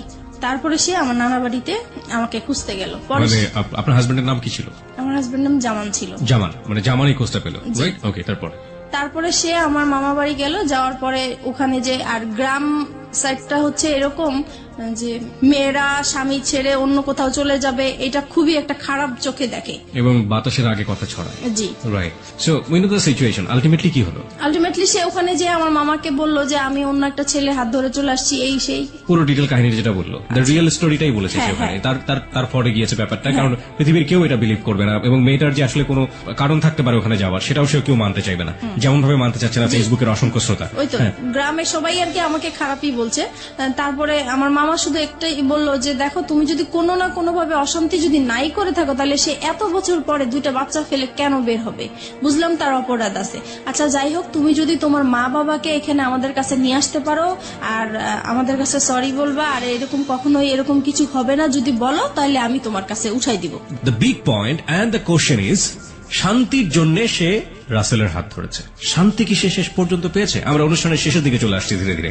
ওকে ফাইন, আমি রাসেলের প্রসঙ্গে স্ট্রিক্ট থাকতে চাই। রাসেলকে আপনি তো ডিভোর্স দিয়ে দিলেন, তারপরে কি আপনি বললেন যে এবার আমাদের বিয়ে করা উচিত? রাসেলকে হ্যাঁ বলেছি তো, সে তখন বলেছে, সে কি বলে? তখন বলেছে যে 3 মাস পার না হলে তো করতে পারবে না। ফাইন, 3 মাস পরে কি হলো? তারপরে হচ্ছে পরে আমি বলতেছি দেখো আমার তো কিছু সমস্যা আছে, লোন আছে, এখন আমি লোনগুলা শোধ করতে হবে, তাছাড়া ফ্যামিলিতে এখন আমি খুব বিপর্যয় অবস্থায় আছি, এখন আমি বিয়েটা করতে পারবো না, আরো কিছু পরে করব তোমাকে। সেটা কতদিন পরে? সেটা বলতেছে সেটা 6 মাস হতে পারে, 1 বছর হতে পারে। পুরোপুরি অনিশ্চয়তা। জি। ততদিনে কি আপনার ছেলে মেয়েগুলো কি আপনার কাছে থাকে নাকি আপনার জামানের কাছে? জামানের কাছেই থাকে। 3 মাস পরে, মানে ডিভোর্স হয়ে যাওয়ার 3 মাস পরে, আলটিমেটলি যখন ডিভোর্সটা অ্যাক্টিভ হয়ে গেল, জি। তাই তো? তখন আপনি কি করছিলেন? তখন আমি হচ্ছে মানে জায়গায় জায়গায় আশ্রয় নিয়ে বেড়াচ্ছি, যেহেতু আমার নানা বাড়ি চিনে ফেলেছে, নানা বাড়ি আর থাকা যাবে না, সেজন্য আমি আমার মা থাকতো ঢাকায় গাজীপুরে চলে গিয়েছি। তারপরে গাজীপুরে যাওয়ার পরে ওখানেও সে বের করে ফেলেছে। আর ওখানে একটা ইতিহাস হয়েছে, যেটা হচ্ছে যে আমার মার যে দ্বিতীয় হাজবেন্ড, ওনার সাথে আমার হাজবেন্ডের এক্স হাজবেন্ডের আর কি একটা ভালো সম্পর্ক হয়ে গেছে। আর আমার হাজবেন্ড হচ্ছে তাকে টাকার লোভ দেখিয়েছে যে আপনি যদি ওকে আমার হাতে তুলে দিতে পারেন তাহলে আপনাকে টাকা দিব। আপনার হাতে তুলে, মানে ওর হাতে তুলে দিলে লাভটা কি হবে? ও কি করতে চায় আপনার সঙ্গে? আমার সাথে মানে সে সংসার করবে। এখনো সে সংসার করবে? হ্যাঁ, এখনো সে সংসার করবে। মানে ডিভোর্স হয়ে যাওয়ার পরও সে সংসার করবে? কেন করবে? কেন করবে সেটা আমি জানি। সে সবাইকে কস দেখায় যে 2টা বাচ্চার জন্য হলেও আমি তাকে নিতে চাই। সে যত কিছুই করুক না কেন, আমি 2টা বাচ্চার জন্য হলেও সংসার করতে চাই। ওকে। পরে উনি এরকম আর কি। আর তারপরে এই যখন ওনাকে টাকার লোকটা দেখিয়েছে, তারপর থেকে ওই লোকটা আমাকে সবসময় জ্বালাতন করতো, বলতো চলে যাও, তুমি থাকতে পারবে না আমার বাসায়, এই সেই অনেক যন্ত্রণা করতো। পরে একটা সময় আমার আর ওইখানে আর থাকা হতো না, আমি খুব কষ্ট পেতাম। পরে আমি চিন্তা করলাম যে আমি এখন কোথায় যাব, সবকিছুই তো হারিয়ে ফেললাম, কার কাছে এখন যে আশ্রয় নিতে পারি। তখন আমার মাথায় একটা জিনিস আসলো যে আমি এখন পর্যন্ত আমার বাবার কাছে যাইনি, আমার বাবার আশ্রয়টা বাকি আছে, আমি সেখানে যাব। পরে আমি বাবাকে খুঁজে বের করলাম, পরে বাবার কাছে আমি আশ্রয় নিলাম। বাবার কাছে আশ্রয় নেওয়ার পরে সে আবার ওই একইভাবে মানে টের পেয়ে গেল আমি বাবার কাছে আছি। তারপরে হচ্ছে সে আমার সাথে ওইখানে আসছে, আমার বাবার কাছে আসছে, এসে আমার বাবাকে বিশ্রী ভাষায় গালাগালি করলো, আমাকে গালাগালি করলো, করার পরে আমাকে থ্রেট দিল যে মেরে ফেলবে, আমার বাবা সহ মেরে ফেলবে, এই সেই। পরে আমি আবার জিডি করতে গেলাম ওর নামে, যেহেতু আমাকে থ্রেট দিচ্ছে আমি এখন ওর নামে জিডি করব। পরে আমি রামপুরা থানায় আবার গেলাম, যাওয়ার পরে বলতেছে যে আপনি এখন যে এরিয়ায় আছেন ওই থানায় যেয়ে বলবেন, এখন আর আমাদের কোনো কাজ নাই। তারপরে আমি এখন যে এরিয়া আছি ওই থানায় গেলাম, ওই থানায় যাওয়ার পরে সে আর কি আমাকে জিডিটা লিখলো। তারপরে বলতেছে যে এবার আচ্ছা আমরা তো জিডি লিখছি, আমাকে চা খাওয়ার জন্য পয়সাটা দেন, কিছু পয়সা দেন। পরে বলতেছি যে দেখেন আমার কাছে তো কোনো পয়সা নাই, আমার অবস্থা খুবই খারাপ। তো বলতেছে আপনাকে দেখে তো মনে হয় না যে আপনার কাছে পয়সা নাই। আমাকে দেখেন পুলিশ ঘুষ চাচ্ছে আর কি। জি। তো আমি বলতেছি দেখেন সত্যিই আমার কাছে পয়সা নাই। বলে পয়সা না থাকলে আপনি এত পাংপুং করে বেড়ান কেন? তো বলছি এটা তো আমার অভ্যাস হয়ে গেছে, এখন আমি যদি ভালো থাকতে চাই এখন আমি কিভাবে খারাপ থাকবো, ইচ্ছা করে কিভাবে খারাপ থাকবো? বলা অত কিছু বুঝি না, আমাদের চা খাওয়ার জন্য পয়সা দিতেই হবে। তো আমি পরে পার্সটা ওনাকে দেখিয়ে দিলাম যে দেখেন এই যে আমার সত্যি আমার কাছে টাকা নেই। পরে যাই হোক উনি কোন রকমের জিডিটা লিখে আমার কাছে একটা পেপারস দিল, দিয়ে পরে বললো যে এবার আপনি যান। পরে বলতেছে আচ্ছা আরেকটা, পরে লাস্টের দিকে ডেকে বলতেছে আপনার হাজবেন্ড আপনাকে কোথায় এরকম করছে, রাস্তায় হয়রানি করেছে? তা বলছে বলতেছে এটা এয়ারপোর্ট এলাকায় করেছে। বলতেছে তাহলে আপনি এক কাজ করেন, আপনি এয়ারপোর্টে একটা যায় জিটি করেন ওনার নামে। পরে আমি কি করলাম, আমি সাথে সাথে আবার এয়ারপোর্ট থানায় গেলাম। তো এয়ারপোর্ট থানায় গিয়েছি, পরে বলেছি সব বিষয়টা। পরে বলছে তাহলে তো আপনি ওখানে জিডি করেছেন, এখানে জিডি তো বারবার তো জিডি হয় না। তো আমি বলছি উনারাই পাঠাইছে, আমি এখন কি করব। পরে দেখি আপনার জিডি পেপারটা দেখি, তো ওই এসআইটা পেপারটা দেখে বলতেছে আপনার তো জিডি কমপ্লিট হয় নাই। আমাকে কেন? বলছে না এটা তো থানার সিল থাকবে এবং আপনার এইটা কে হ্যান্ডেল করবে সেই অফিসারের নাম থাকবে, কিন্তু এখানে তো কিছুই নেই। বলে আসলে আমার কাছে উনি টাকা চেয়েছিল তো আমি দিতে পারি নাই, হয়তো বা এটা হয়েছে। পরে উনি আবার ওই থানায় ফোন দিল, তারপর ওনাদেরকে বললো কেন আপনারা এই কাজটা করলেন, তাড়াতাড়ি ওনার কাজটা কমপ্লিট করেন। পরে আমাকে আবার পাঠালো। পরে ওখানে বড় কর্মকর্তা যে ছিল সে আমার কাছে সরি টরি বলে তারপরে আমার কাজটা কমপ্লিট করে দিল, জিডি করে দিল। এইভাবেই পরে আমি আসছি, পরে শুনতে পারছে যে তার নামে আমি জিডি করছি। সে আবার আমার হাজবেন্ড, এক্স হাজবেন্ড, উনি এসে আবার আমাকে ভয় দেখালো, হ্যাঁ জিডি করেছিস তো কি হয়েছে, আমি তোকে রাস্তায় খুন করে ফেলবো, অ্যাক্সিডেন্ট করাই দিব, এটা করবো সেটা করবো, আমার তোর থানার জিডি করছে, আমার কিছুই হবে না, কোনো যায় আসবে না। সে ভয় দেখাচ্ছে আমাকে, আমি যেন জিডিটা উঠাই নেই। তো আমি বলছি যে না, কখনোই আমি জিডি উঠাবো না, আমি জিডি করেছি কেন উঠানোর জন্য উঠাবো না। তারপরে এইভাবেই হচ্ছে আমি ওখানে ওদেরকে সময় দিচ্ছি কাজের জন্য। এইভাবেই পরে একটা সময় আমি কাজ পাই, আমি আলাদা বাসা নেই, এখন বাসা যাব। এই সময় আমার বাবা একদিন রাত্রেবেলা খুব অসুস্থ হয়ে যায়। অসুস্থ হওয়ার পরে আমার বাবা ব্রেন স্ট্রোক করে মারা যায়। তখন আমি খুবই অসহায় হয়ে গেছি। এখন আমি একা একটা মেয়ে মানুষ, আমার বাবা মারা গেছেন, এখন আমি আমার বাবাকে নিয়ে কি করব, কিভাবে বাড়িতে যাব, কি করব। তখন আমি যে আমাকে কাজ দিয়েছে আমি তাকে ফোন দিয়েছি। ফোন দেওয়ার পরে বলতেছি, তা উনি বলতেছে ঠিক আছে আমি এক্ষুনি আসছি। পরে আসার পর উনি ডক্টর নিয়ে আসলেন, পরে দেখলো যে হ্যাঁ সত্যি মারা গিয়েছেন। পরে যাই হোক উনি আমাকে টাকা পয়সা দিল, আমি আমার বাবার লাশ নিয়ে বাড়িতে গেলাম, মাটি টাটি দিয়ে তারপরে আমি আসলাম। এখন আসার পরে আমি নতুন বাসায় উঠে গেলাম। আর এদিকে একটা কথা বলতে ভুলে গেছি, আমি যখন আমার বাবার আশ্রয় পেয়েছি তখন আমি আমার মেয়েকে নিয়ে আসছি, আমার মেয়েকে আমার কাছে নিয়ে আসছিলাম। তারপর আমার মেয়ে ছিল আমার কাছে, তারপরে মেয়েকে নিয়ে আলাদা বাসা নিয়েছি। মাঝে মধ্যে আমার হাজবেন্ডের সাথে কথা হয়, তারপরে আমার ছেলেকে দেওয়ার কথা বলি, সে বলে যে না মেয়েকে নিয়ে গেছো ভালো কথা, ছেলেকে আমি কখনোই তোমাকে দিব না। তারপরে আমি কাজ করতে থাকি, এদিক দিয়ে মেয়েকে স্কুলে ভর্তি করে দিয়েছি। আমি আপনাকে কিছু কোশ্চেন করবো এই মুহূর্তে, কোশ্চেনগুলো খুব ছোট ছোট করে আমি জানতে চাই। প্রথম কথা হচ্ছে যে আপনি শেষ পর্যন্ত ছেলে এবং মেয়ে দুটো পেয়েছেন আপনার কাছে, রাইট? পেয়েছি। এটা কি আপনি আইনি লড়াইয়ের মাধ্যমে পেয়েছেন নাকি আলটিমেটলি কোনো ব্যবস্থা করে তাদেরকে নিয়ে না, ওই এসেছেন? যে আমার বসরা যে পাওয়ারফুল, ওনাদেরকে পাওয়ার দেখিয়ে মানে ওদেরকে নিয়ে বসরা পাওয়ারফুল মানে আমার বস তো রাজনীতির সাথে জড়িত। মানে আপনি আলটিমেটলি যেখানে কাজ করতেন বা যে ধরনের যার কাছ থেকে সাপোর্ট পেতেন তিনি রাজনীতির সাথে জড়িত ছিলেন, জি। তিনি আপনাকে এমনি এমনি সাহায্য করতেন? জি, এমনি কি ওই দুনিয়া আজকালকে সাহায্য করে? সাহায্য করে। এবং তাও আপনার মতো মানুষকে কেন করতে যাবে সে সাহায্য? উনি একটা অসহায় মেয়ে মানুষ হিসেবে আমাকে সাহায্য করেছে।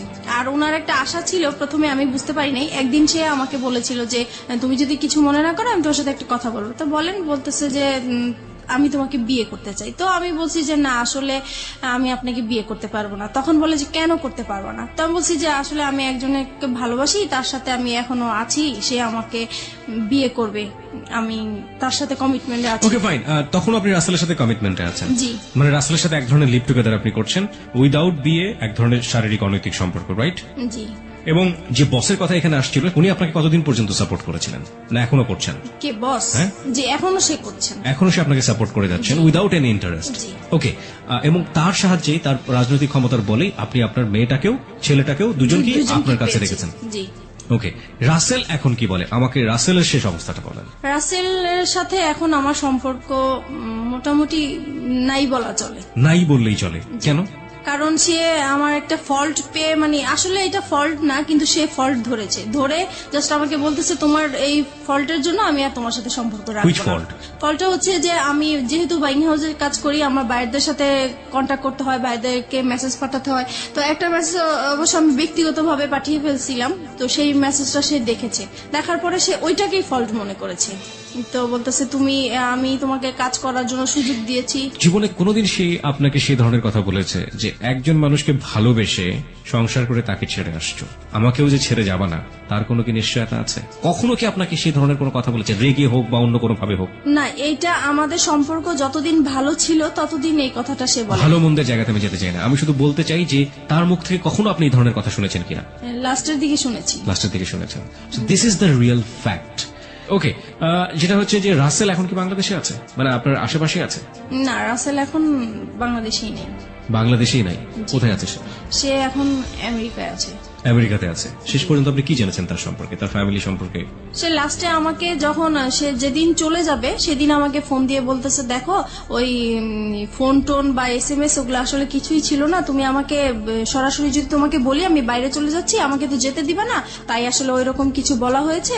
এখন যেটা হচ্ছে যে আমি চলে যাচ্ছি, সে আমার কাছে লুকিয়েছে পুরো বিষয়টা। সে বলেছে যে সে ভিজিট ভিসায় যাচ্ছে কিন্তু কানাডায় যাচ্ছে, এই কথা বলতেছে। আমি 3 মাস পরে চলে আসবো, 3 মাস পরে তুমি যা বলবো আমি তাই শুনবো, আমি তোমাকে ছাড়া থাকতে পারবো না। তো এইভাবেই পরে কথাই হচ্ছে, উনি বাইরে থেকেও আমার সাথে কথা বলছে। হঠাৎ একদিন আমার কেন জানি মনে হইলো যে সে আর মানে আমার সাথে নাই, কেমন জানি সে আলাদা। বাইরে যাওয়ার পরে একটু ফোন কম করে, তারপরে মাঝখানে সে বলছে যে দেখো তোমাকে বলছি, তুমি যদি কোনো ব্যবস্থা ভালো কিছু পাও, ভালো কোনো অফার পাও, তুমি চলে যাও, আমার আশায় থেকো না। আর যদি আমার আশায় থাকো তাহলে হবে কি হবে না এর কোনো গ্যারান্টি আমি দিতে পারবো না, এখন সবকিছু তোমার উপরে। তো এটা বলার পরে আমার খুব খারাপ লাগছিল। পরে যেভাবেই হোক আমি কোনো না কোনো ভাবেই তার একটা খোঁজ নিয়েছি, তারপর তার বোনের একটা নাম্বারে আমি ফোন দিয়েছি। ফোন দেওয়ার পরে আমি তার ফ্রেন্ড হিসেবে কথা জিজ্ঞেস করতেছি যে রাসেল কোথায়, রাসেলকে তো অনেকদিন ধরে পাচ্ছি না, ফোনে কোথায় গেছে। তখন সে বলল যে আমার ভাই তো আমেরিকায় চলে গেছে। তো আমি বলছি আমেরিকায় কেন হঠাৎ করে চলে গেল, বলে ও তো ওর ওয়াইফের কাছে চলে গেছে। তখন আমি শর্ট হয়ে গেছি কথাটা শুনে। তারপরে আমি বললাম যে ওয়াইফ মানে সে কবে বিয়ে করেছে, বলতেছে সে তো 3 বছর আগে বিয়ে করেছে।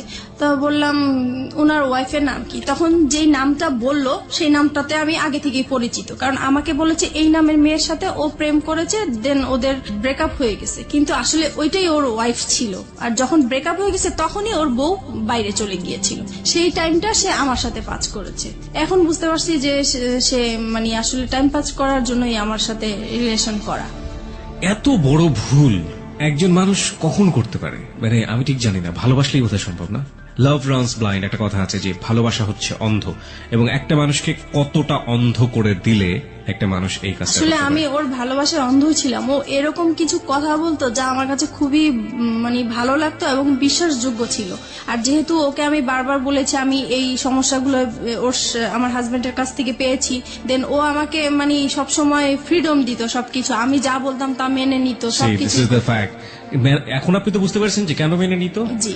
কারণ তার ওয়াইফ ছিল, এটা তার জন্য একটা বোনাস ছিল। কিন্তু আমি রুট কখনো ভাষায় যদি বুঝতে বলে দিই। পারিনি, কারণ সে রাতের পর রাত আমার সাথে কথা বলেছে, সে সারাদিন কথা বলেছে, ইভেন কি প্রত্যেক দিন আমরা দেখা করেছি আমার বাসায়। যে আমি কখনো বুঝতেই পারি নাই যে সে ম্যারিড পার্সন হতে পারে। রাইট, ম্যারিড পার্সন না হলেও আপনার জন্য এটা একটা ভুল ছিল। সে আপনাকে বিয়ে করেনি, এটা অবশ্যই। আপনাকে কমিটমেন্ট দিয়েছে, কমিটমেন্ট রাখেনি। This are all fault. Lastly কি অবস্থা বলেন তো আপনি আমাকে? লাস্ট যেটা হচ্ছে এখন সে মানে আমি যে জানতে পেরেছি তার বিষয়গুলো আমি তাকে জানতে দেই নাই, বুঝতে দেই নাই।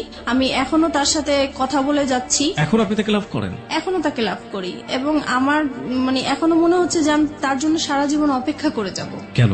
কারণ তাকে আমি অন্ধের মতো ভালোবাসি। এই জায়গাটায় যদি পাবলিক আপনাকে গালি দেয়, গালমন্দ করে, আমার কিচ্ছু বলার নেই। I will inspire them to be honest. But আপনি যে কারণে আজকে এখানে এসছেন, ভুলের জায়গাটাতে আপনার ভুলটা কোথায় ছিল সেই জায়গাটা আমি আপনাকে স্যালুট করি। এই ভুলের জায়গাটা আপনি একেবারে শেষ দিকে এসে আমাদেরকে আরেকবার স্মরণ করিয়ে দিন। আপনি কি মনে করেন আপনার ভুলটা কোথায় ছিল, অপরাধটা কোথায় ছিল? আমার অপরাধটা ছিল যে আমার সংসারেই থাকা উচিত ছিল, যত অশান্তি হোক আমি যদি একটু স্যাক্রিফাইস করতাম আমার সংসারটা টিকে যেত। আর দ্বিতীয় ভুল করেছি যে আমি তাকে ভালোবেসেছি, আমার তাকে ভালোবাসা উচিত হয় নাই। আর যেহেতু সে সবকিছু আমার কাছে লুকিয়ে রেখেছে, তার পরিচয় না জেনে এরকম অপরিচিত একটা মানুষের সাথে সবকিছু করাটা আমার ঠিক হয়নি। আপনি কি পারবেন আপনার সন্তানদেরকে সঠিক উত্তর দিতে যে আপনি এগুলো কেন করেছেন? আজকে লাখো মানুষের কাছে আপনি জবাব দিচ্ছেন। আপনার সন্তান যদি কখনো আপনার সামনে দাঁড়ায় জিজ্ঞেস করে, আমি কখনোই কিছু বলতে পারবো না। That is the ultimate penalty of you. আর কিচ্ছু লাগবে না। That is the ultimate penalty. Because আমি ধরে নিচ্ছি আপনার হাজবেন্ড ভালো ছিল না। দেখুন কতগুলো সমাধান হতে পারতো। আপনার হাজবেন্ড খারাপ ছিল, আপনি তাকে ডিভোর্স করে দিতেন। হ্যাঁ, ডিভোর্স করে দিয়ে আপনি আলাদা থাকতে পারতেন।